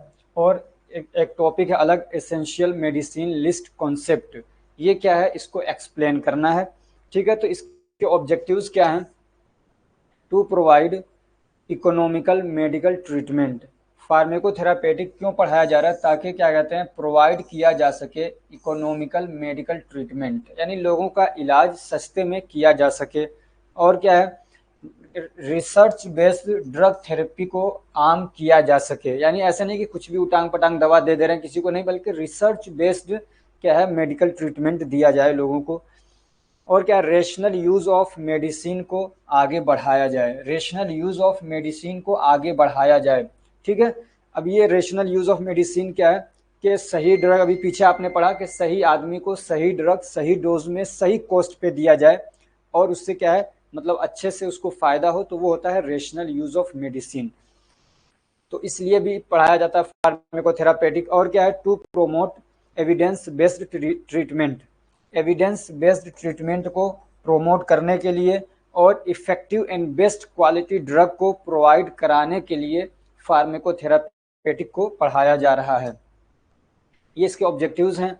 ये एक इम्पॉर्टेंट टॉपिक है, क्वेश्चन पूछा जा सकता है, पूछा जाता है, और ये टॉपिक आपको फार्मेसी लॉ एंड एथिक्स के अंदर भी हेल्प करेगा। ये कुछ टॉपिक पूछा जाता है, वो क्या है, EML एसेंशियल मेडिसिन लिस्ट, क्या है एसेंशियल मेडिसिन लिस्ट, और यहीं से बना है NLEM national list of essential medicine, national list of essential medicine. एक नंबर का क्वेश्चन भी आ सकता है कि फुल फॉर्म बताइए इसका। तो ये क्या है, it is a list of essential medicine that satisfy the basic health care needs of A population. तो ये एसेंशियल मेडिसिन लिस्ट ये है क्या चीज, तो एक ये मतलब समझिए कि दवाओं की एक लिस्ट है। क्या है, it is a list of essential medicine, ऐसी दवाओं की लिस्ट है जो कि जरूरी होती हैं किस काम के लिए, that can satisfy the basic health care need a population, जो किसी भी पॉपुलेशन की जो बेसिक जरूरतें हैं हेल्थ केयर, समझ रहे हैं, उसको पूरा कर सके। तो ऐसी दवाओं की एक लिस्ट बनाई गई है, ऐसी दवाओं की एक लिस्ट बनाई गई है जिससे किसी भी पॉपुलेशन की जो बेसिक जरूरी दवाओं की जरूरत पड़ती है वो उसको उससे जरिए से प्रोवाइड किया जा सके। और ये दवाएं ऐसी हैं कि इनका एक रेट तय कर दिया जाता है कि इससे ज्यादा इसको नहीं बेचा जा सकता है उससे ज्यादा रेट पे, समझ रहे हैं। तो ये गवर्नमेंट इसको बनाती है एक लिस्ट। सबसे पहले 1900 क्या कहते हैं 96 के अंदर इसको बनाया गया था। अब उसके पीछे ना पूरा एक मतलब क्या कहते हैं हिस्ट्री है कि अपनी मर्जी के हिसाब से जितना जिसको मन आ रहा है उतने महंगे दामों में दवाओं को बेच रहा है, कोई उस पे ऊपर दवाओं का रेट नहीं है। तो ये इस सब चीजों को खत्म करने के लिए कुछ जो जरूरी दवाएं हैं उनकी लिस्ट बना दी और कहा कि इनके यही प्राइस होंगे। उसका सिस्टम है कि ये सेलिंग प्राइस है, इससे ज्यादा आप ये नहीं कर सकते हैं, रॉ मटेरियल इतने में मिलेगा। तो सारी चीजें सहूलत प्रोवाइड करती हैं और इन स्पेसिफिक दवाओं के लिए रेट तय कर दिया जाता है। कुछ दवाएं ऐसी होती है जो ऑर्फन टाइप की होती हैं, जो रेयरली यूज होती हैं, तो उनको छोड़ दिया, कहा उसमें खर्चा ज्यादा होता है और वो दवाएं बिकती बहुत कम है, तो उसमें अगर रेट तय कर देंगे कोई बनाएगा नहीं उन दवाओं को। तो ऐसी दवाओं को कहा कि जाओ यार अपनी मर्जी से बेचो, तुम्हारी ये तो एक तो दवा बिकती नहीं है, तो इसलिए महंगी भी वो दवाएं आती हैं, क्या बहुत महंगी, जो मतलब कॉमनली जो बीमारियां हैं उसमें वो यूज नहीं होती हैं, कोई रेयर डिसीज होती है तो उसमें यूज होने वाली दवाओं को इस लिस्ट में नहीं डाला। कॉमनली जो यूज होने वाली दवाएं हैं, जरूरी दवाएं जो हैं उनको इस लिस्ट के अंदर डाला और क्या है उसकी लिस्ट वगैरह बना दी, तो वो होती है एसेंशियल मेडिसिन लिस्ट। अब ये national list of essential medicine क्या है, तो national list of essential medicine is the list of essential medicine released by the ministry of health and family welfare. समझ रहे किसने रिलीज किया इसको, ministry of health and family welfare ने इसको नेशनल मतलब पूरे इंडिया लेवल पे एक लिस्ट बना दी दवाओं की। ठीक है। The essential medicine are those medicine that satisfy basic health care need of the majority of the population, जो मतलब क्या कहते हैं, जो ज्यादातर हमारी पॉपुलेशन है जिनकी जरूरत है उससे पूरी हो जाती हैं। अब उस लिस्ट के अंदर कितनी दवाएं हैं, तो 384 384 दवाएं क्या हैं, जो लेटेस्ट एडिशन है एसेंशियल मेडिसिन लिस्ट की, उसके अंदर इतनी दवाएं हैं, ठीक है ना। जो लेटेस्ट वाला आया 2022 के अंदर तकरीबन, जो पुराना था उस वाले में से 26 दवाओं को निकाल दिया गया और न्यू 34 दवाओं को उसके अंदर यूज मतलब ऐड कर दिया गया। पहले जितनी दवाएं थी उसमें कितनी थी, 200 क्या था 269 शायद पुराने वाले में थी, लेकिन लेटेस्ट जो अब आया है उसके अंदर 384 दवाएं हैं, ठीक है ना। उसके अंदर क्या है, कुछ और दवाओं को ऐड किया गया। जो सबसे पहले जो बना था उसके अंदर 279 दवाएं थी, समझ रहे हैं। जो सबसे पहले जो एसेंशियल लिस्ट ऑफ मेडिसिन बना था उसके अंदर इतनी दवाएं थी। इसमें कई बार मतलब रिवाइज किया गया, उसमें कुछ दवाओं को ऐड किया गया, कुछ दवाओं को ऐड किया गया, कुछ घटाया गया, कुछ ऐड किया गया। तो लास्ट में अब जो इस टाइम पे है वो कितनी 384 दवाएं हैं उसके अंदर, ठीक है ना। लास्ट एडिशन में 34 दवाओं को उसमें ऐड किया गया था, 26 दवाओं को उसमें से हटाया गया था, ठीक है। सबसे लास्ट वाला जो हुआ था 2022 के अंदर रिवाइज हुआ था, आगे भी हो सकता है टाइम टू टाइम, ठीक है। अब यहाँ पे क्वेश्चन पूछता है कि give 2 example of drug of NLEM, यानी ऐसे दवाओं के 2 एग्जांपल्स दीजिए जो कि क्या कहते हैं इस लिस्ट के अंदर आती हैं, जो इस लिस्ट के अंदर आती हैं, यानी नेशनल लिस्ट ऑफ मेडिसिन के अंदर आने वाली 2 दवाओं के एग्जांपल दीजिए, ठीक है। तो दवाएं तो बहुत सारी हैं, तो 2 एग्जांपल हमने यहाँ पे दिया है। एक क्या है, अमीकासिन, आसान है, जो कि एंटी ट्यूबरक्यूलर के तौर पे यूज किया जाता है, यानी टीबी के ट्रीटमेंट में यूज किया जाता है अमीकासिन बेडाक्यूनिल, ठीक है। दूसरा है बेंडामस्टीन, क्या है, बेंडामस्टीन हाइड्रोक्लोराइड। तो आसान आसान दवाएं हैं बेंडामस्टीन और अमीकासिन, तो ये 2 दवाएं याद कर लीजिएगा, ये इसको कैंसर के ट्रीटमेंट में यूज किया जाता है। 2 एग्जाम्पल्स हो गए। अब एक टॉपिक यहाँ पे ये है, पूछा जाता है कि एसेंशियल मेडिसिन को कैसे मतलब किन बेसिस पे उनको लिया जाता है, किसको निकाला जाएगा। दवाएं तो हजारों हैं, एक ही बीमारी के लिए 5-5 6-6 दवाएं हैं, तो किस दवा को लेंगे, किसको छोड़ेंगे, ये क्वेश्चन पूछा जा सकता है, समझ रहे हैं। तो वो क्या है, the satisfactory information about the effectiveness and safety of drug should be available on the drug. पहली शर्त क्या है कि जो दवा के रिगार्डिंग जो इंफॉर्मेशन हैं जिससे आदमी को सेटिस्फेक्शन हो कि दवा इफेक्टिव है और सेफ है, तो ये इंफॉर्मेशन ड्रग के ऊपर लेवल होना चाहिए, एक शर्त ये हो गई इसकी। दूसरी क्या है, the drug should be stable in storage for long period. ऐसी दवा ना हो कि उसको हम स्टोर कर रहे हैं और एक ही महीने में खराब हो जा रही, नहीं, लंबे समय तक वो स्टोर रहने के बाद भी खराब ना हो रही हो, तो दवा ऐसी होनी चाहिए, तब उसको सिलेक्ट किया जाएगा। The drug should be available in sufficient quantity, और वो दवा ऐसी हो कि जो ज्यादा क्वांटिटी में अवेलेबल होना चाहिए। ऐसा नहीं है कि पता चला कि हमने उस दवा को उसके अंदर डाल दिया, 2 साल में उसका सारा ही सिस्टम खत्म हो जाने वाला है, वो लुप्त हो जाएंगे हमारे मतलब कंट्री से या दुनिया से ही, तो ऐसी दवाओं को डाल के फायदा क्या है। तो ऐसी नहीं होना चाहिए, सफिशिएंट क्वांटिटी में वो अवेलेबल होना चाहिए। शुड बी बेस्ड अमंग 2 और more similar drug in comparison of safety, quality, cost and effectiveness. और जैसे कि मान लीजिए 4-5 दवाएं हैं, तो उन सब में क्या है, वो बेस्ट होनी चाहिए। एक ही बीमारी के लिए ट्रीट करने के लिए 4-5 दवाएं हैं, तो कहते हैं कि उसमें से वो बेस्ट होना चाहिए। किन चीजों में, उसकी सेफ्टी ज्यादा हो, उसकी क्वालिटी अच्छी हो, कॉस्ट उसकी कम हो, इफेक्टिवनेस ज्यादा हो। तो 4-5 दवाओं में इन 4 चीजों को कंपेयर किया जाएगा और जिसके अंदर ये चीजें मतलब पाई जाएंगी उसको ऐड किया जाएगा। एक चीज और है कि वो सिंगल कंपाउंड होना चाहिए, should be single compound. Single compound का मतलब ये है कि जैसे कि बुखार के ट्रीटमेंट के लिए एक दवा ऐसी है जिसमें 2 चीजों को मिला के बनाया गया कि ये दवा क्या है, बुखार को ठीक करेगी, फीवर के लिए है। लेकिन एक दवा ऐसी है कि जो सिंगल कंपाउंड है, उसमें एक ही चीज है, सिर्फ एक ही एक्टिव इंग्रेडिएंट है, का इस वाले को हम प्रीफर करेंगे इसके अंदर ऐड करने के लिए।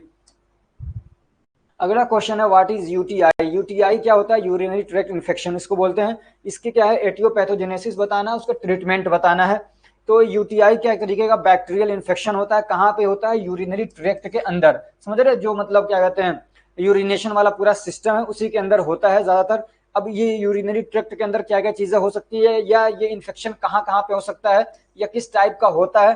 तो एक है सिस्टाइटिस। सिस्टाइटिस मतलब जो यूरिनरी ब्लेडर है उसके अंदर इन्फेक्शन हो गया, तो वो भी किसके अंदर आएगा, यूटीआई के अंदर आएगा। ऐसे ही जो यूरेथ्रा होता है उसके अंदर इन्फेक्शन हो गया तो वो भी इसके अंदर आएगा। प्रोस्टेट ग्लैंड होते हैं उसके अंदर इन्फेक्शन हो गया तो वो भी इसके अंदर आएगा, प्रोस्टेटाइटिस बोलते हैं। इसके अलावा क्या कहते हैं, पाइलोनेफ्राइटिस, यानी जो किडनी है उसके अंदर इन्फेक्शन हो गया, तो ये सब किसके अंदर आएंगे, यूटीआई के अंदर आएंगे।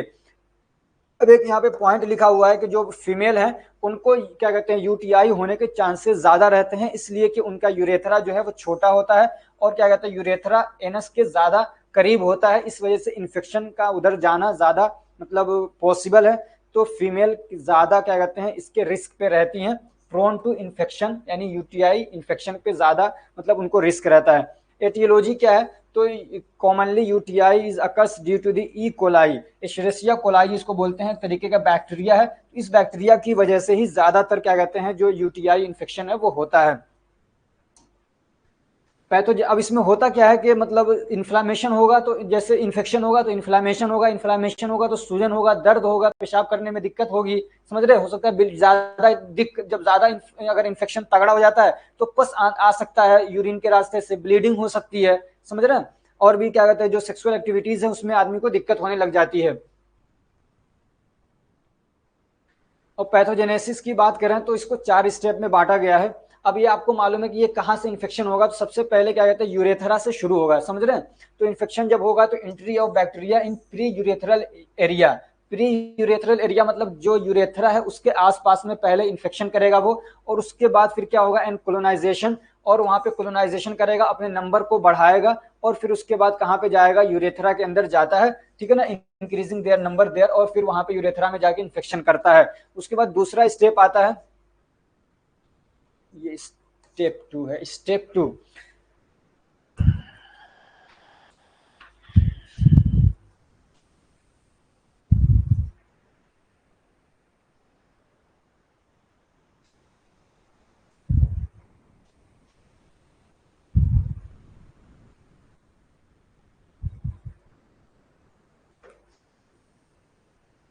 ठीक है, और उसके बाद क्या है आफ्टर कोलोनाइजेशन, जब पहले वो कोलोनाइजेशन करते हैं, कोलोनाइजेशन का मतलब वहां पे रुक के अपनी क्वांटिटी को बढ़ाते हैं, अपने नंबर को बढ़ाते हैं, ठीक है, अपनी कॉलोनी बना लेते हैं। उसके बाद क्या होता है colonization go upwards to urinary bladder, अब यूरेथ्रा से क्या है आगे की तरफ यूरिनरी ब्लेडर की तरफ जाते हैं। यूरिनरी ब्लेडर सबसे पहले ये यूरेथ्रा है, ठीक है ना, तो इसके आसपास की जो जगह है यहाँ पे इन्फेक्शन करते हैं, फिर इसमें आके इन्फेक्शन करते हैं, फिर उसके बाद क्या है ऊपर की तरफ जाते हैं, ये यूरिनरी ब्लेडर के अंदर इन्फेक्शन करते हैं।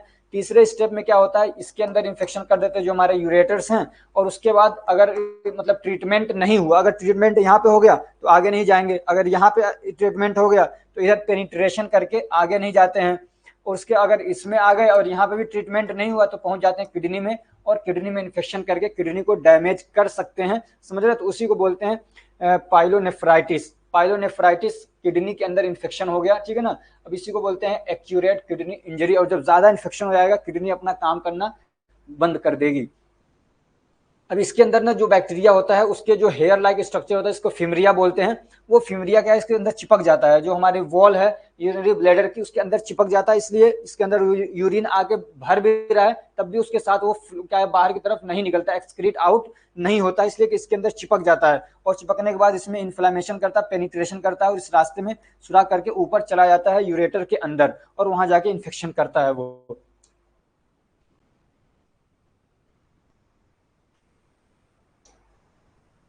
ठीक है, और क्या कहते हैं, तो ये तीसरा स्टेप हो गया, और चौथे स्टेप में क्या है जो मतलब penetrate the epithelial cell and go upwards to ureter and kidney and infect them, और जाके वहां पे इन्फेक्शन कर देता है।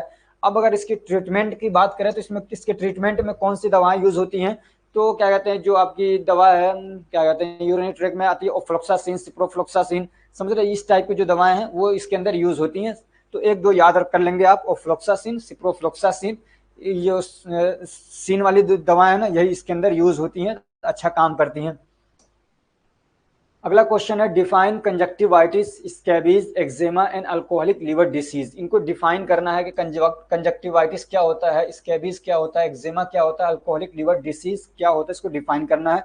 तो कंजक्टिवाइटिस क्या है, कंजक्टिवाइटिस ये हमारे आंखों से रिलेटेड बीमारी है, जिसमें क्या होता है जो हमारा कंजक्टिवा है उसके अंदर इन्फ्लामेशन हो जाता है, समझ रहे हैं ना, कंजक्टिवा के अंदर इन्फ्लामेशन हो जाता है। कंजक्टिवा जो हमारी ट्रांसपेरेंट एक लेयर होती है हमारी पूरी आंखों के ऊपर, उसके अंदर इन्फ्लामेशन हो जाता है, तो उस कंडीशन को बोलते हैं कंजक्टिवाइटिस, ठीक है ना। कंजक्टिवा ये ट्रांसपेरेंट टिश्यू होता है दैट लाइंस, लाइंस मतलब कवर करता है inner surface of eye, eyelid, and the outer layer of eye, अंदर से भी कवर कर रहा है और बाहर से भी कवर करता है, ट्रांसपेरेंट होता है जिसको आर पार हम देख सकते हैं, इसलिए ऊपर से हमको दिखता नहीं है वो, ठीक है। तो उसके अंदर इन्फ्लामेशन हो जाता है तो उसको बोलते हैं कंजक्टिवाइटिस।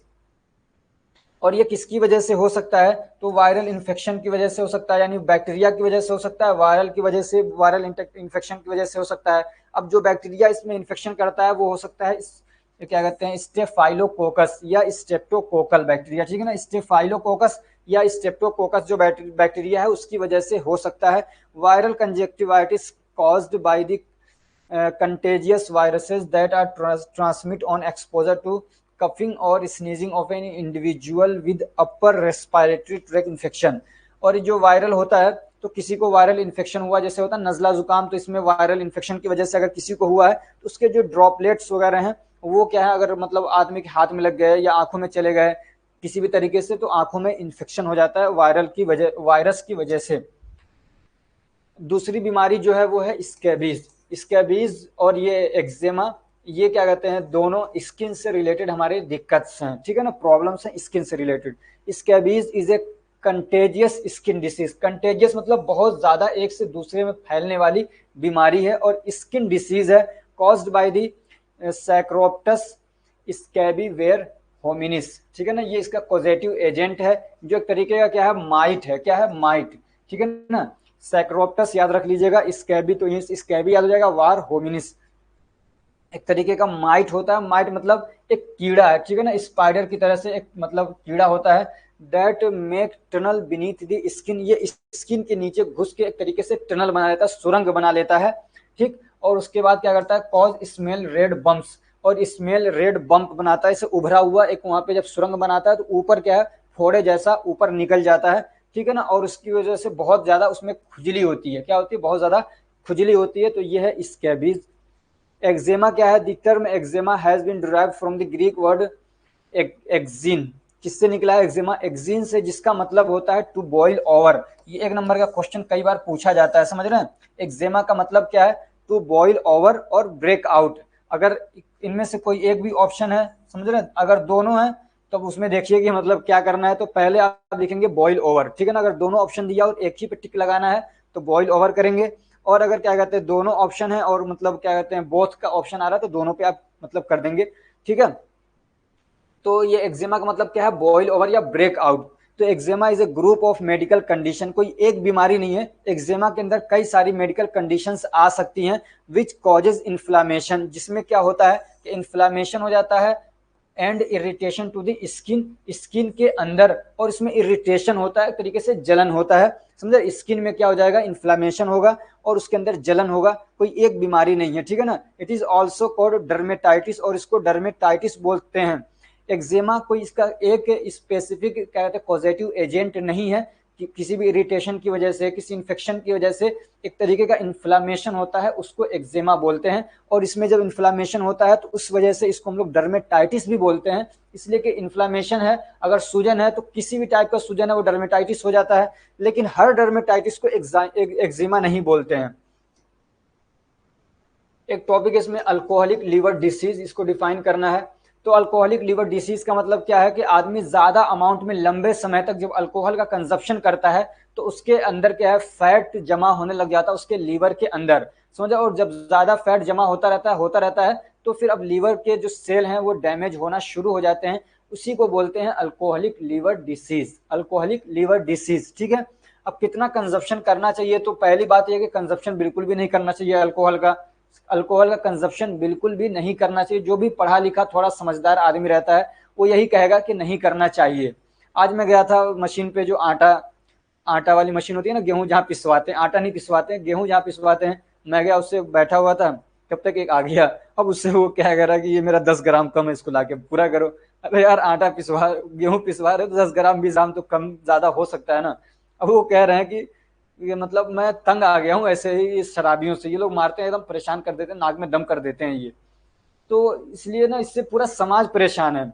एक दिन अभी आ रहा हूँ, दोपहर का टाइम था, देख रहा हूँ एक एक मतलब है वो मतलब उम्र ज्यादा हो गई, कम से कम कुछ नहीं तो 25-30 साल की होगी, लेकिन पीने की उसको लत लग गई एकदम, खूब खूब एकदम दिक हो जाते हैं ना, पी के एकदम मस्त टुन जिसको बोलते हैं, और नंगे होके किसी के घर में घुस गया।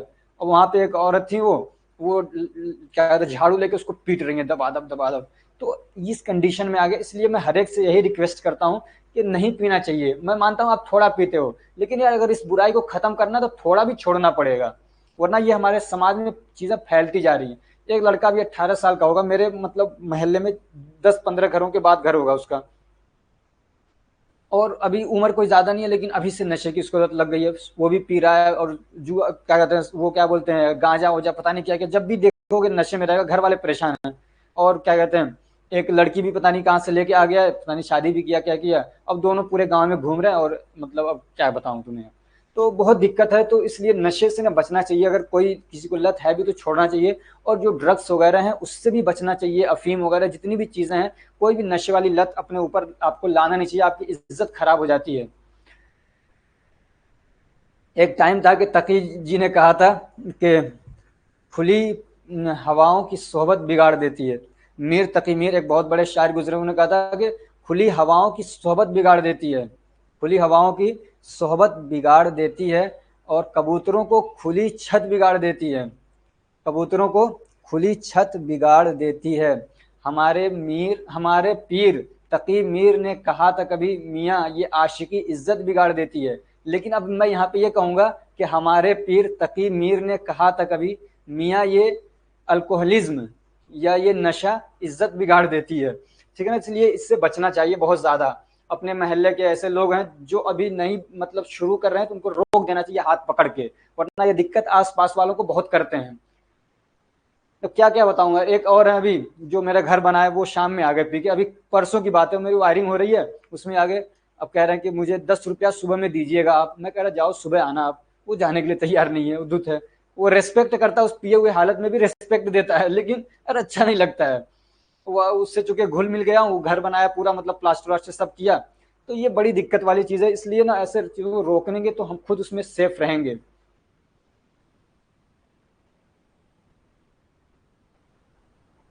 हाँ, गवर्नमेंट को इससे प्रॉफिट हो रहा है तो क्यों रोकेगी। लॉकडाउन में भी सबसे पहले इसी को खोला गया था। तो ये अब मैं तो किसी को कहता नहीं भी कितना पीना चाहिए, इसलिए देख लो अगर लंबे समय तक कोई पीता है तो दिक्कत हो जाती है। हर चीज के कुछ फायदे होते हैं, कुछ नुकसान होते हैं, लेकिन इसके लोग कहेंगे इससे खाना अच्छा हजम होता है, सेहत बनती है, लेकिन इसका बहुत बुरा इम्पेक्ट हमारे समाज पे भी पड़ता है, इसलिए इससे बचना चाहिए। अगला क्वेश्चन है, क्वेश्चन नंबर 14 है, define depression.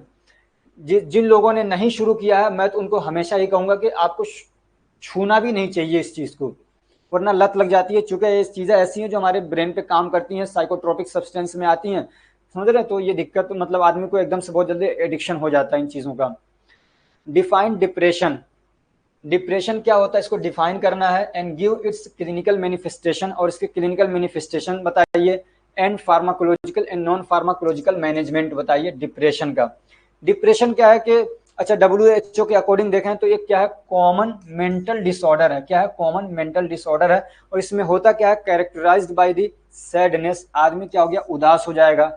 Loss of interest और प्लेजर, जो चीजों में उसको इंटरेस्ट था, अच्छा लग रहा था, कुछ खुश हो रहा था किसी काम को करके, कोई भी काम हो, कोई हॉबीज है, कोई भी चीजें, वो सब कुछ खत्म हो जाता है। किसी को पढ़ाई करके, किसी को पैसा कमा के, किसी को किसी भी तरीके से जो प्लेजर था, जो अच्छा सा लगता था, वो सब खत्म हो जाता है।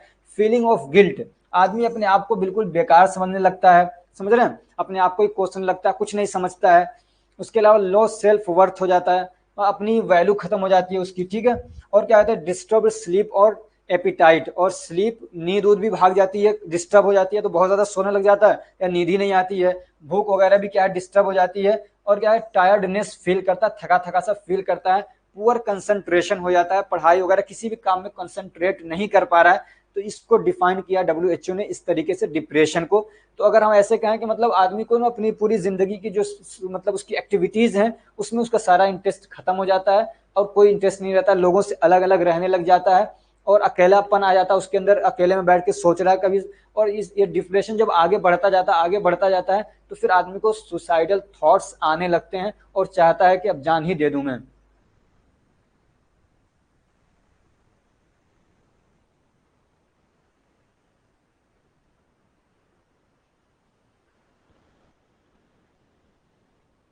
Aetiology, genetic factors. तो एटियोलॉजी क्या है, तो जेनेटिक फैक्टर की वजह से भी ऐसा हो सकता है डिप्रेशन। उसके अलावा क्या कहते हैं, ये होता क्यों है कि हमारे जो मतलब आपने तो कई बार पढ़ा, डिटेल में पढ़ा, जिन लोगों ने ऐप पे पढ़ा हमसे, कि न्यूरो क्या होते हैं। कई सारे न्यूरो होते हैं। तो ये जो हमारे ब्रेन के अंदर पाए जाने वाले न्यूरो हैं, इनके अंदर इम्बैलेंस होता है जब, तब आदमी को डिप्रेशन होता है, समझ रहे हैं। जैसे कि एड्रीनलिन हो गया, नोर एड्रीनलिन हो गया, सीरोटोनिन हो गया, डोपामीन हो गया, ये जब इम्बैलेंस हो जाएंगे, इनका मतलब कम हो गए, या किसी एक का बढ़ जा रहा, कोई एक कम हो जा रहा, सीरोटोनिन है बहुत ज्यादा मतलब मैटर करता है, ये डोपामीन है, ये जब बहुत ज्यादा कम हो जाएंगे तो आदमी को डिप्रेशन जैसा होने लग जाता है। ठीक है, तो ये भी एक कारण हो सकता है। एक्सटर्नल कॉज हो सकते हैं कुछ, जैसे कि स्ट्रेस वगैरह है, समझ रहे, कोई मतलब होता है स्ट्रेस, काम कोई खराब हो गया, कुछ ऐसी चीजें हो गई, फेल हो गया, कोई स्ट्रेस लेता है आदमी, तो उसकी वजह से भी डिप्रेशन हो सकता है। हार्मोनल इम्बैलेंस, समझे, जैसे कि मेनोपॉज, प्रेगनेंसी और पोस्टपार्टम कंडीशन में, ये फीमेल में होता है। तो मेनोपॉज यानी जिसका क्या कहते हैं, मेंस्ट्रुअल साइकिल बंद हो जाता है, तो उस कंडीशन में भी हार्मोनल चेंजेस होते हैं, तो वहां पे भी डिप्रेशन जैसे सिम्टम्स आ सकते हैं। प्रेगनेंसी में हो सकता है ऐसा, या क्या कहते हैं पोस्टपार्टम कंडीशन में, यानी चाइल्ड बर्थ होने के बाद हार्मोनल चेंजेस होते हैं बहुत ज्यादा, तो उसमें आदमी को इस टाइप के कुछ सिम्टम्स आ सकते हैं, लेकिन ये परमानेंट नहीं होते हैं। अब अगला और क्या कहते हैं, इसका क्लिनिकल मैनिफेस्टेशन क्या अगर देखें तो आदमी को वही सारी चीजें हैं कि आदमी सैडनेस फील करेगा, होपलेसनेस फील करेगा, फ्रस्ट्रक्शन हो जाएगा, चिड़चिड़ापन आ जाएगा उसके अंदर, समझ रहे हैं। और जो क्या कहते हैं, जो एक्टिविटीज है नॉर्मल, उसमें उसका इंटरेस्ट नहीं रहेगा, सेक्स हो गया, कोई हॉबीज है, कोई स्पोर्ट है, कोई खेलना है, कोई लिखना पढ़ना, ये सारी चीजें उसकी मतलब इंटरेस्ट सारा खत्म हो जाता है। स्लीप डिस्टर्ब हो जाता है, इंसोम्निया जैसी दिक्कत हो सकती है, समझ रहे हैं। और क्या कहते हैं, एनर्जी लेवल उसका ऐसा लगता है कम हो गया है, टायर्डनेस फील करता है, तो ये सारी दिक्कतें आ जाती है। सोचने में समझने में परेशानी होने लगती है, बेचैनी सी रहती है, समझ रहे, वर्थलेसनेस फील करता है। और फिर क्या कहते हैं, डिफिकल्टी हो जाती है सोचने वगैरह में, और फिर लास्ट में क्या है, मरने के बारे में सोचने लगता है, समझ रहे, सुसाइडल थॉट्स आने लगते हैं, और कई बार उसकी अटेम्प्ट भी करता है, समझ रहे, चाहता है कि कहीं जान दे दूं, कुछ लोग बचा देते हैं। इसलिए ऐसा अगर कोई कंडीशन है तो उसको दवा से जरिए से भी, और उसके साथ में रह के भी क्या है, उसको मैनेज करने की जरूरत पड़ती है। तो नॉन फार्माकोलॉजिकल मैनेजमेंट की बात करें तो क्या है, इसमें कॉग्निटिव बिहेवियल थेरेपी, इसके जरिए से ना कोई मतलब इस टाइप के थेरेपिस्ट होते हैं, साइकोथेरेपिस्ट होते हैं, या साइकियाट्रिस्ट कह सकते हैं, वो साइकियाट्रिस्ट तो उसके लिए आते हैं, मतलब क्या कहते हैं, जो पागल हो गया है, तो इनको थोड़ा सा वो मतलब इस तरीके से बातों के जरिए से इनके अंदर जो एक तरीके से वर्थलेसनेस फील कर रहे हैं ना, अपने आप को कुछ समझ नहीं रहे हैं बिल्कुल, इस टाइप की जो चीजें हो गई हैं, तो उनको उनका क्या कहते हैं, जो क्या बोलेंगे यार, उनकी जो वैल्यू है वो उनको बता देते हैं, मतलब समझा देते हैं, यार नहीं ऐसी बात नहीं है, तो उनको हिम्मत बढ़ा देते तरीके से कहेंगे, तो बातों के जरिए से उनका ट्रीट करने की कोशिश करते हैं, ठीक है ना। तो वो होता है कोग्निटिव बिहेवियर थेरेपी, उनके दिमाग में जो गलत थॉट्स, जो इस टाइप की चीजें बैठ गई हैं, उसको निकालने की कोशिश करते हैं, उनके इंकरेज करते हैं, उनकी हिम्मत बढ़ा देते हैं, तो वो क्या है, जो मतलब डिप्रेशन है उससे निकलने में उनको हेल्प मिलती है। दूसरा है इलेक्ट्रो कन्वल्सिव थेरेपी, इसमें क्या करते हैं, जो पेशेंट है उसके ब्रेन में एक स्मॉल इलेक्ट्रिकल करंट क्या है पास करते हैं, क्या करते हैं, बहुत हल्का इलेक्ट्रिकल करंट पास करते हैं, ताकि उनके ब्रेन के सेल को स्टिमुलेट कर दिया जाए, जो कि न्यूरोट्रांसमीटर की वजह से कम होने की वजह से स्टिमुलेट नहीं हो पा रहे हैं, तो उनको स्टिमुलेट करते, ट्रिगर करते हैं, समझ रहे हैं। तो ये दूसरा तरीका होता है इलेक्ट्रो कन्वल्सिव थेरेपी, ईसीटी बोलते हैं इसको, सीबीटी बोलते हैं उसको, ईटीसी बोलते हैं। तो ये उसके जब ये एक तरीके करंट देते हैं तो उसके अंदर इंपल्स जनरेट होते हैं, तो जो केमिकल वगैरह थोड़ा कम बन रहे थे वो बनना चालू हो सकते हैं। दूसरा क्या है, एक्सरसाइज भी बताते हैं कुछ, उसकी वजह से आदमी का जो क्या कहते हैं डिप्रेशन है वो थोड़ा सा कम हो सकता है। उसके अलावा क्या कहते हैं, मॉनिटरिंग दी पेशेंट, पेशेंट को मॉनिटर भी करना बहुत जरूरी होता है, उसकी एक्टिविटीज को, और कोई ऐसे काम करने जा रहा है उसको रोकेंगे, समझ रहे हो। फार्माकोलॉजिकल मैनेजमेंट की बात करें तो मोनोअमीन ऑक्सीडेज, क्या है, मोनोअमीन ऑक्सीडेज इनहिबिटर देते हैं, ये एक एंजाइम है मोनोअमीन ऑक्सीडेज। ये क्या कहते हैं, जो मतलब हमारे हार्मोन्स हैं, समझे, न्यूरोट्रांसमीटर्स हैं, उनको डिग्रेड कर देता है, तो इस एंजाइम को हम लोग रोक देते हैं। मोनोअमीन ऑक्सीडेज जो दवाएं, जैसे कि फेनेलजीन हो गया, तो it is an effective antidepressant which inhibit monoamine oxidase enzyme, ठीक है। दूसरा है tricyclic antidepressant, structure based classification है, तो इसमें आता है noradrenaline and serotonin reuptake inhibitor. हो क्या रहा है कि नोर एड्रीनलिन और सीरोटोनिन ये जा तो रहे हैं अपने रिसेप्टर से बाइंड करने के लिए, लेकिन हो क्या रहा है कि वो बाइंड तो कर रहे हैं, थोड़ा बहुत अभी बचे हुए हैं, वो दोबारा से बाइंड करना था, लेकिन ये वापस से जहां से रिलीज होके गए थे वहीं पे वापस आ जाते हैं, तो उसी को बोलते हैं रीअपटेक। ठीक है ना, वापस जहां से आए थे। वो इसका स्ट्रक्चर बना के समझाने का टाइम यहाँ पे नहीं है, डिटेल अगर आपको पढ़ना है तो डिटेल वाली वीडियोस देख लीजिएगा। तो क्या कहते हैं, ये उसके रीअपटेक को रोकती है जो दवाएं, जैसे कि इमिट्रिप्टिलिन और इमिप्रामिन। एक इसके एग्जांपल्स याद कर लेना, एक आध नंबर एक क्वेश्चन में पूछ लेता है, ठीक है ना, इमिट्रिप्टिलिन और इमिप्रामिन। ऐसे क्या कहते हैं, एक है नॉर एड्रेनालिन रीअपटेक इनहिबिटर, ये दोनों पे काम करती है दवाएं, ठीक है ना, दोनों के क्या कहते हैं रीअपटेक को रोकती हैं। और ये वाली जो दवा है सिर्फ नॉर एड्रेनालिन के रीअपटेक को रोकती है, जैसे कि एमोक्सिपिन हो गया। एक ये एग्जांपल याद कर लेना जरूर, सीरोटोनिन रीअपटेक इनहिबिटर। सीरोटोनिन जो न्यूरोट्रांसमीटर, इसको 5-HT भी बोलते हैं, इसको रीअपटेक होने से रोकती है, जैसे कि फ्लूओक्सेटिन हो गया। ये एग्जांपल याद कर लेना, सिटालोपराम और एसिटालोपराम। उसके अलावा कुछ एटिपिकल्स हैं, इसको छोड़ देना, नहीं याद हो कोई दिक्कत नहीं है, ठीक है ना। ये कोलोजी में याद कर लेना, यहाँ पे इतना तो आप जरूर याद कर लेना, ठीक है ना। एक मोनोअमीन ऑक्सीडेज हो गया, ट्राइसाइक्लिक में नॉरएड्रेनालिन और सीरोटोनिन, ये दो आप तो कम से कम याद कर लेना, ठीक है ना। ये दो याद कर लेना, नॉरएड्रेनालिन सीरोटोनिन रीअपटेक इनहिबिटर और सीरोटोनिन रीअपटेक इनहिबिटर। अगला क्वेश्चन है डिफाइन हाइपरटेंशन। हाइपरटेंशन क्या होता है, इसको डिफाइन करना है। कंजेस्टिव हार्ट फेलियर क्या होता है, इसको डिफाइन करना है। क्लिनिकल मैनिफेस्टेशन बताना है, their pharmacological and non pharmacological management भी बताना है, ठीक है। हाइपरटेंशन क्या होता है, तो ये तो काफी मतलब पुराना हो चुका है, अब तो इतना आपको याद ही हो गया होगा। हाइपरटेंशन मतलब इसको हाई ब्लड प्रेशर बोलते हैं हम लोग, ठीक है ना। तो हाइपरटेंशन मतलब हाई ब्लड प्रेशर एक कंडीशन होती है जिसमें के force of blood increase against the walls of the blood vessels. हमारे ब्लड वेसल्स जो है इसमें ब्लड बह रहा है, तो इस पे जो फोर्स है वो बढ़ जाता है, समझ रहे हैं, वॉल्स पे ब्लड का प्रेशर बढ़ जाता है, और स्पेशली आर्टरीज के वॉल्स पे, तो उसको हम लोग बोलते हैं हाइपरटेंशन या हाई ब्लड प्रेशर, ठीक है।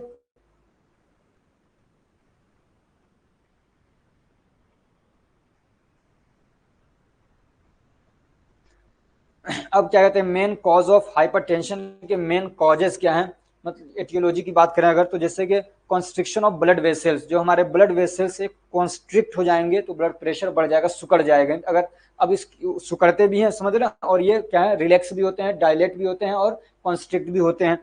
तो दूसरा क्या है, इंक्रीज हार्ट रेट। अगर हार्ट रेट बहुत ज्यादा बढ़ जाता है तब भी ब्लड प्रेशर बढ़ जाएगा। ऐसे क्या कहते हैं, ब्लड का वॉल्यूम अगर बढ़ जाए तब भी ब्लड प्रेशर क्या हो जाता है, बढ़ जाता है, ठीक है। अब वो कौन से फैक्टर्स हैं जिनकी वजह से ये तीनों चीजें हो सकती हैं, तो अगर कोई बहुत ज्यादा मोटापा किसी के अंदर है तो उसमें ये दिक्कत आ सकती है, ठीक है ना। आदमी का ब्लड प्रेशर क्या है, बढ़ सकता है। ये जो पीछे हमने 3 रीजंस पढ़े हैं ना, कि ब्लड वेसल्स कॉन्स्ट्रिक्ट हो जा रहे हैं, या क्या कहते हैं ब्लड का वॉल्यूम बढ़ जा रहा है, या क्या कहते हैं तीसरा क्या था हमारा, हार्ट रेट बढ़ जा रहा है, तो उनके रीजंस क्या है इन तीनों के।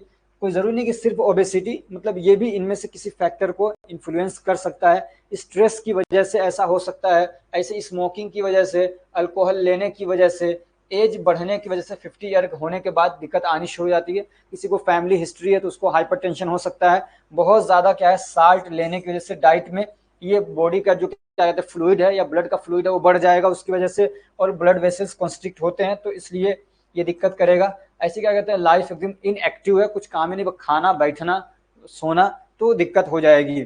अब क्लासिफिकेशन ऑफ बीपी की बात करें तो इसको 5 तरीके से क्लासीफाई किया गया है, ठीक है ना।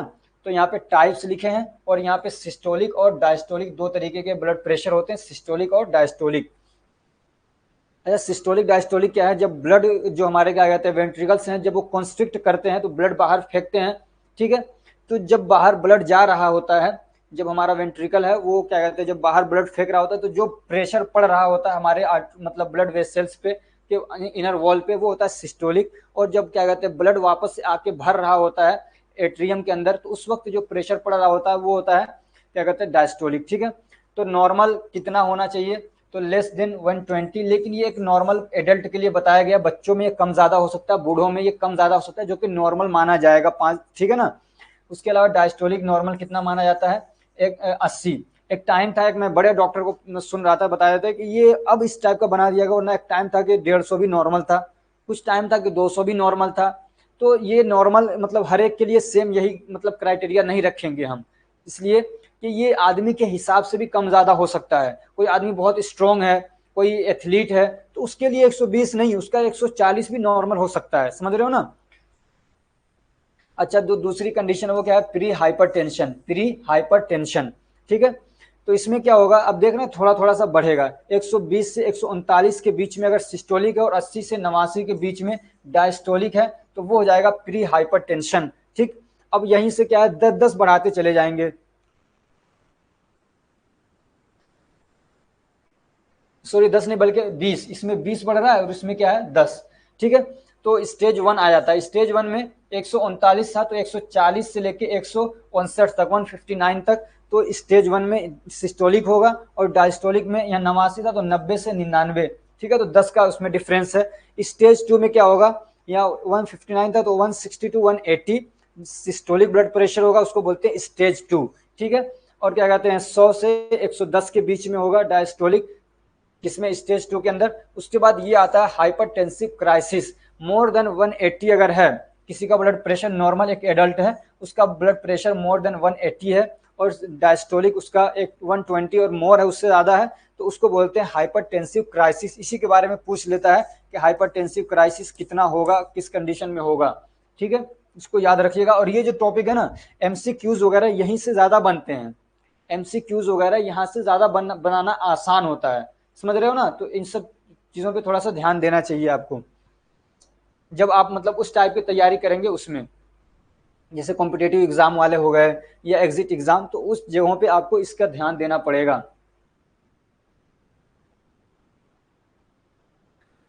क्लिनिकल मैनिफेस्टेशन की बात करें तो क्या होगा इसमें, सीवियर हेडेक, सर में दर्द हो सकता है, चेस्ट पेन होगा, ब्लीडिंग फ्रॉम नोज, आदमी का ब्लड प्रेशर ज्यादा बढ़ जाता है तो ब्लीडिंग भी हो सकती है, समझ रहे हैं।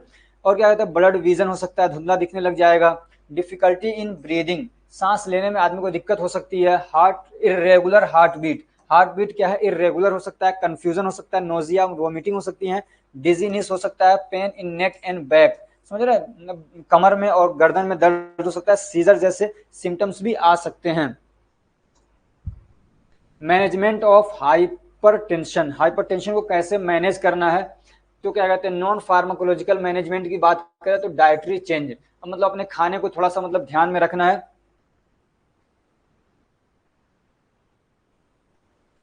तो जो प्री हाइपरटेंशन है, समझ रहे हैं, पीछे आपने पढ़ा ना, थोड़ा सा भी बढ़ा है बस, तो उसको डाइट के जरिए से ही मैनेज कर सकते हैं, समझे। सोडियम को कम करना है अपने उसके अंदर और पोटेशियम को बढ़ाना है अपने डाइट के अंदर, तो इस तरीके से इसको मैनेज करेंगे। दूसरे, इट इज कॉल्ड डैश या डैश, समझ रहे हैं, इसको क्या कहते हैं डैश, यानी dietary approach to stop hypertension, क्या बोलते हैं, मतलब खाने के जरिए से इलाज कर लेना हाइपरटेंशन का, उसको डैश के नाम से याद कर लीजिएगा, क्या है DASH, dietary approaches to stop hypertension, एक नंबर का क्वेश्चन यहाँ से बन सकता है, पूछा भी गया कहीं पे। फिर दूसरा क्या है एक्सरसाइज, एक्सरसाइज करने के जरिए से भी क्या है हम मतलब हाइपरटेंशन को मैनेज कर सकते हैं, आदमी का वेट कम हो जाएगा, ओबेसिटी कम होगी, कोलेस्ट्रॉल का लेवल कम होगा, तो ब्लड प्रेशर भी मैनेज हो सकता है। उसके अलावा क्या है स्ट्रेस मैनेजमेंट, स्ट्रेस की वजह से भी ब्लड प्रेशर बढ़ता है, तो स्ट्रेस को मैनेज करेंगे, स्ट्रेस को कम करने की कोशिश करेंगे जिस तरीके से भी किया जा सके, ठीक है, जिस तरीके से भी आप स्ट्रेस को अपने तनाव को कम कर सकते हैं तो उसको कम करने की कोशिश करेंगे, ठीक है, तो उसके जरिए से भी मतलब ब्लड प्रेशर को मैनेज किया जा सकता है। ऐसे क्या कहते हैं स्मोकिंग वगैरह कोई कर रहा है तो उसको छोड़ना चाहिए, कोई अल्कोहल वगैरह ले रहा है तो उसको भी छोड़ना चाहिए, ठीक है। फार्माकोलॉजिकल मैनेजमेंट की बात करें हाइपरटेंशन की, तो इसकी क्लासिफिकेशन तो हर एक को याद ही होनी चाहिए। देखो अभी मैं पहले भी कह रहा था इसका क्वेश्चन एंटी हाइपरटेंसिव को क्या कहते हैं, जो क्लासिफिकेशन वो पूछा जाता है बहुत ज्यादा, फार्मास्यूटिकल केमिस्ट्री में भी, फार्माकोलॉजी में भी, अभी उत्तराखंड में हुआ उसमें भी पूछा गया, अभी यूपी में कोई क्या कहते हैं वीर बहादुर यूनिवर्सिटी है उसमें पूछा गया, मोदी यूनिवर्सिटी करके है यहाँ क्या कहते हैं गुजरात के अंदर, वहां पे भी पूछा गया, समझ।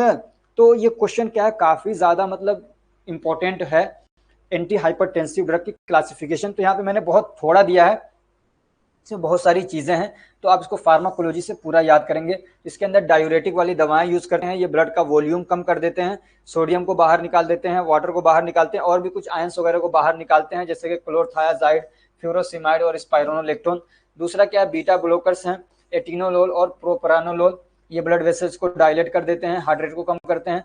कैल्शियम चैनल ब्लॉकर्स हैं, कैल्शियम चैनल ब्लॉकर भी काम करते हैं, ये भी ब्लड वेसल्स को डायलेट करेंगे, जैसे कि अम्लोडिपिन हो गया, नेफिडिपिन हो गया, वेरापामिन, ऐसे क्या कहते हैं वेसो डायलेटर्स हैं जो कि हमारे ब्लड वेसल्स को डायलेट करते हैं। हाइड्रोलाजीन हो गया, मिनोक्सिडिल, ठीक है।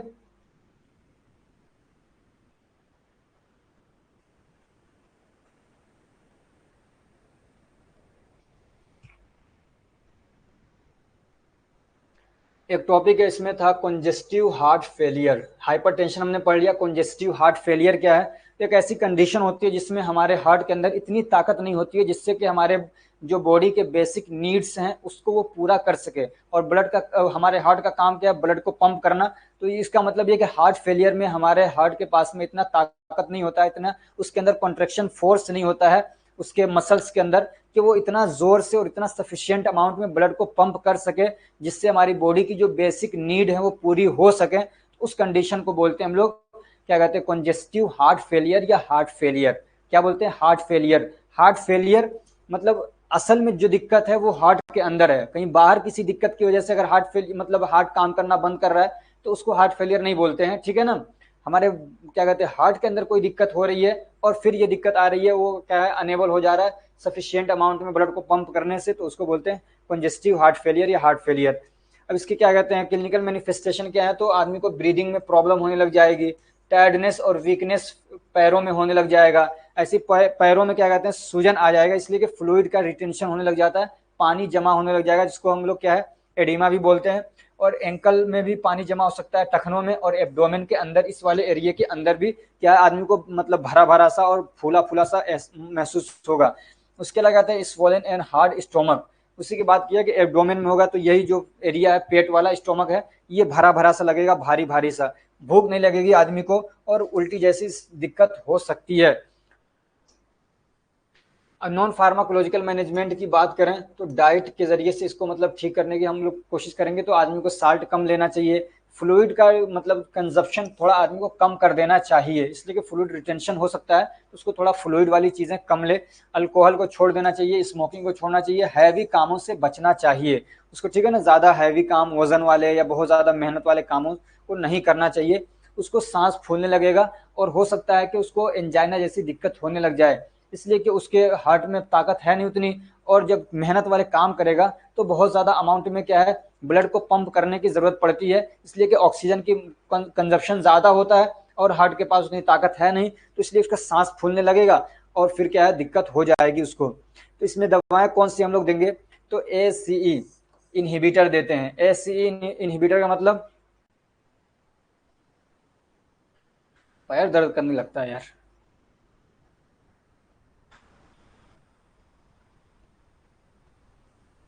Angiotensin converting enzyme inhibitor. क्या है? ACE का मतलब एंजियोटेंसिन कन्वर्टिंग एंजाइम इनहिबिटर। तो ये देते हैं तो ये ब्लड वेसल्स को क्या करेंगे डायलेट करते हैं, तो ज़्यादा मेहनत नहीं करनी पड़ेगी हमारे हार्ट को, ठीक है।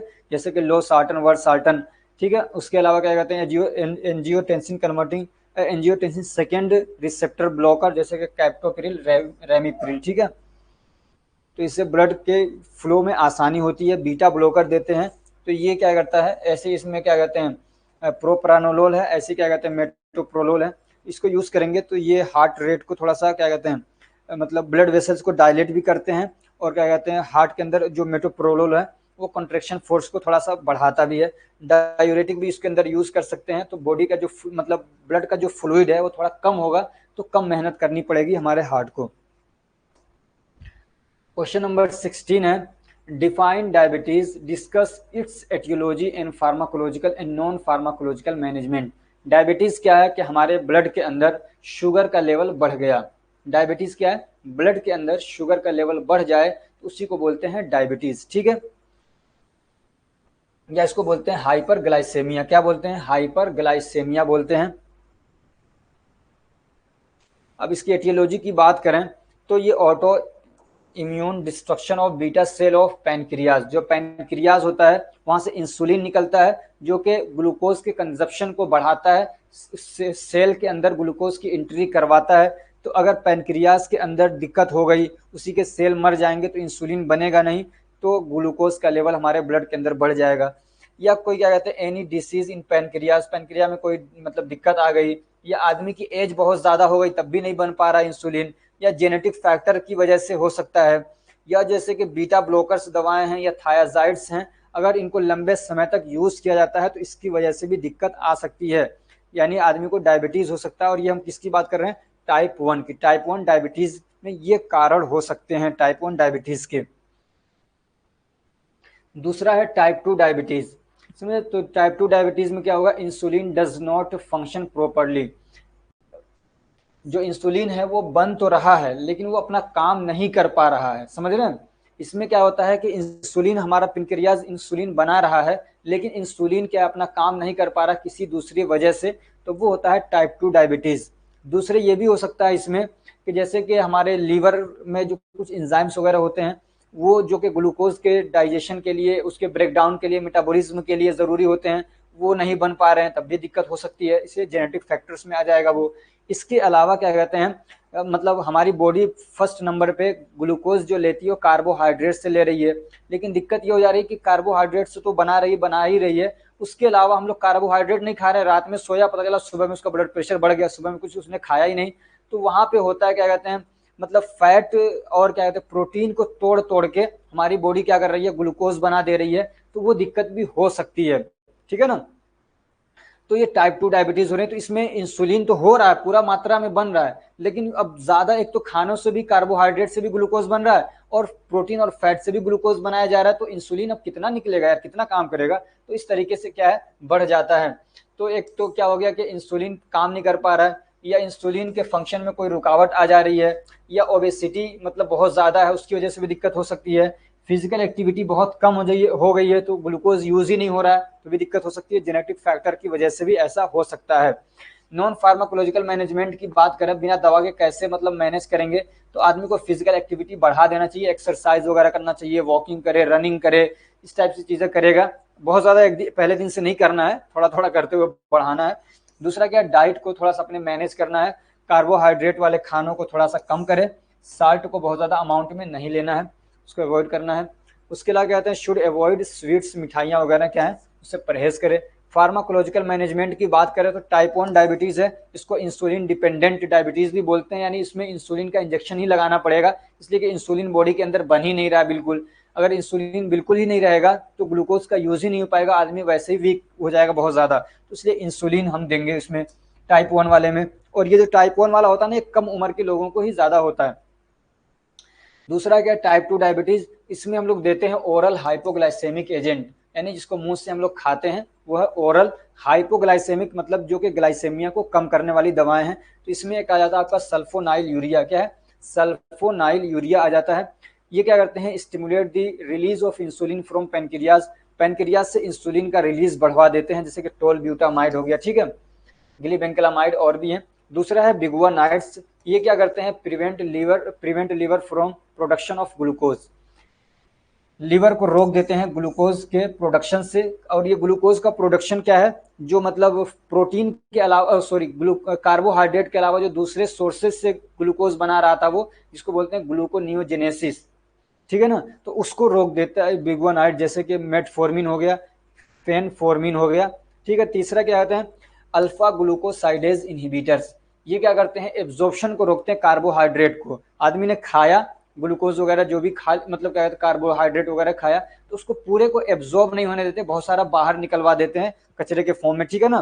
तो वो होते हैं अल्फा ग्लूकोसाइडेज इनहिबिटर, जैसे कि ए कार्बोज और मिग्लिटोल, ठीक है। 17 क्वेश्चन नंबर है, define psoriasis, anxiety, GERD and inflammatory bowel disease, इसको डिफाइन करना है और यही आपका हो सकता है लास्ट क्वेश्चन भी हो। तो सोरियासिस क्या है, तो क्या कहते हैं, सोरियासिस ये हमारे क्या कहते हैं, एक तरीके से स्किन डिसऑर्डर होता है, ठीक है ना। और ये क्या है, क्रोनिक ऑटो इम्यून डिसऑर्डर है, क्या है, क्रोनिक है और ऑटो इम्यून डिसऑर्डर है ये। ऑटो इम्यून डिसऑर्डर का मतलब कि हमारे ही बॉडी के कुछ सेल हैं जो कि मतलब दिक्कत क्रिएट कर रहे हैं, अपने ही सेल को डैमेज कर रहे हैं, ठीक है। तो जब वो मतलब ऑटो इम्यून डिसऑर्डर होता है, अपने ही सेल इरिटेशन कर रहे हैं, डैमेज कर रहे हैं, उनको परेशान करेंगे, तो क्या होता है, cell builds up rapidly and form thick pink और red coloured itchy and dry patches. समझे, मान लीजिए कोई एरिया है तो यहाँ पे आके ऑटो इम्यून डिसऑर्डर हो गया, अपने ही सेल डैमेज करने लगते हैं, तो क्या होता है, वहाँ पे सेल रैपिडली बिल्ड अप होते हैं, यानी यहाँ पे ऊंचा ऊंचा सा कर हो जाएगा, बहुत जल्दी जल्दी क्या है, बनने लग जाते हैं सेल, बहुत जल्दी जल्दी सेल क्या है, बनने लग जाते हैं, तो वहाँ पे क्या हो जाएगा, वो जमा हो जाएंगे, ठीक है। तो उसमें क्या होगा, एक थिक वहाँ पे थिक जैसा एक मोटी सी लेयर बन जाती है, और वो पिंक कलर का या रेड कलर का हो सकता है, उसमें खुजली होती है, ड्राई पैचेस हो जाते हैं, उसमें छूटते हैं ऐसे परत, समझ रहे हैं, और खुजलाएगा बहुत आदमी, ब्लीडिंग भी हो सकती है उसमें। और उसके ऊपर क्या है, व्हाइट और सिल्वरी स्केल्स हो जाते हैं, ऊपर ऐसे देखेंगे तो चमकने वाला व्हाइट व्हाइट सा सिल्वर जैसा एक लेयर हो जाती है, उसी को बोलते हैं सिल्वरी स्केल्स हो जाता है, जिसको हम लोग प्लेक बोलते हैं कि एक प्लेक बन गया वहां पे। These patches can develop anywhere on the body, और ये कहीं पे भी हो सकते हैं, स्किन में ही होंगे, बॉडी में कहीं पे भी हो सकते हैं। और ऐसा भी होगा कि कुछ ही पैचेस हों, या हो सकता है कि पूरी बॉडी में क्या है, बड़े बड़े से पैचेस बन गए हों, तो ये इसमें सोरियासिस में ऐसा हो सकता है। दूसरी जो बीमारी है वो है आपका एंजाइटी। तो एंजाइटी क्या है, एक तरीके का ये मेंटल डिसऑर्डर है। Anxiety is a feeling of fear, एक मतलब मेंटल डिसऑर्डर है। आदमी क्या है, डर फील करने लगता है, अनईजीनेस फील करने लगता है, that make a person sweat, और फिर आदमी को क्या होता है, उसमें पसीना आने लगता है, टेंशन में आ जाता है आदमी, पैनिक हो जाता है, हार्ट रेट बढ़ जाता है, समझ रहे हो। तो इस कंडीशन को बोलते हैं एंजाइटी, यानी आगे को लेके आदमी डर जाता है, ये समझ लीजिए कि ये है एंजाइटी। जिससे कि एग्जाम को लेके कोई डर जाता है, यार मैं तो लग रहा फेल ही हो जाऊंगा, मैं फेल हो जाऊंगा, डर जा, बहुत ज्यादा डर रहा। कोई है कि यार लग रहा मेरा बिजनेस खराब हो जाएगा, सोच जा रहा है, समझ रहे हैं। तो इस टाइप के आगे के लेके चीजों को आदमी क्या है, डरता है, तो वो होता है एंजाइटी। ऐसी दूसरी एक बीमारी है GERD, gastro-oesophageal reflux disease, gastro-oesophageal reflux disease. तो ये क्या है, जो हमारा एसोफेगस होता है ना, स्टोमक के ऊपर एसोफेगस होता है, उसके अंदर अल्सर हो जाता है, उसके अंदर क्या होता है, अल्सर हो जाता है गैस्ट्रिक एसिड की वजह से, ठीक है ना। ओ सॉरी, इसमें अल्सर नहीं होता, हो भी सकता है अल्सर, लेकिन गैस्ट्रो एसोफेजियल रिफ्लक्स डिसीज का मतलब यह है कि जो हमारा एसोफेगस है, समझ रहे, तो उसमें एसिड क्या है, नीचे से स्टोमक से एसिड आगे की तरफ बढ़ने लग जाता है, समझ रहे, moves up into the oesophagus. जो हमारा एसिड होता है, हमारा HCl है, जो हमारे स्टोमक के अंदर है, तो यहां से मूव करके ऊपर की तरफ आने लग जाता है, समझ रहे हैं। तो उस कंडीशन को हम लोग बोलते हैं GERD, और वहां पे जाके क्या करता है, इरिटेशन करता है, आदमी को जलन होगा, और अगर लंबे समय तक इसको मैनेज नहीं किया गया तो फिर आदमी को क्या होता है, इसमें मतलब अल्सर भी क्रिएट कर सकता है एसोफेगस के अंदर, ठीक है।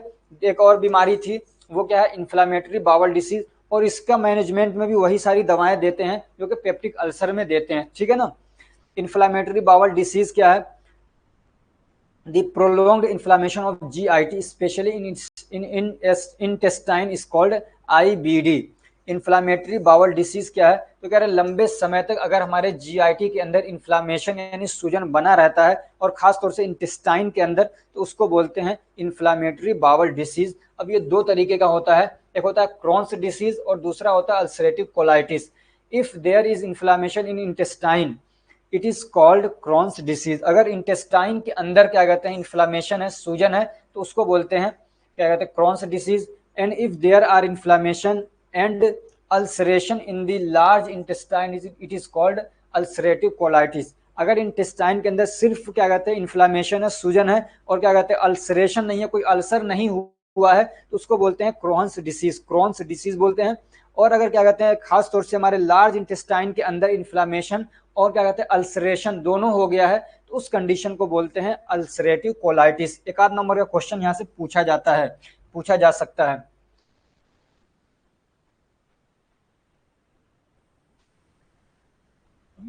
कोई टॉपिक छूट रहा है क्या इसमें?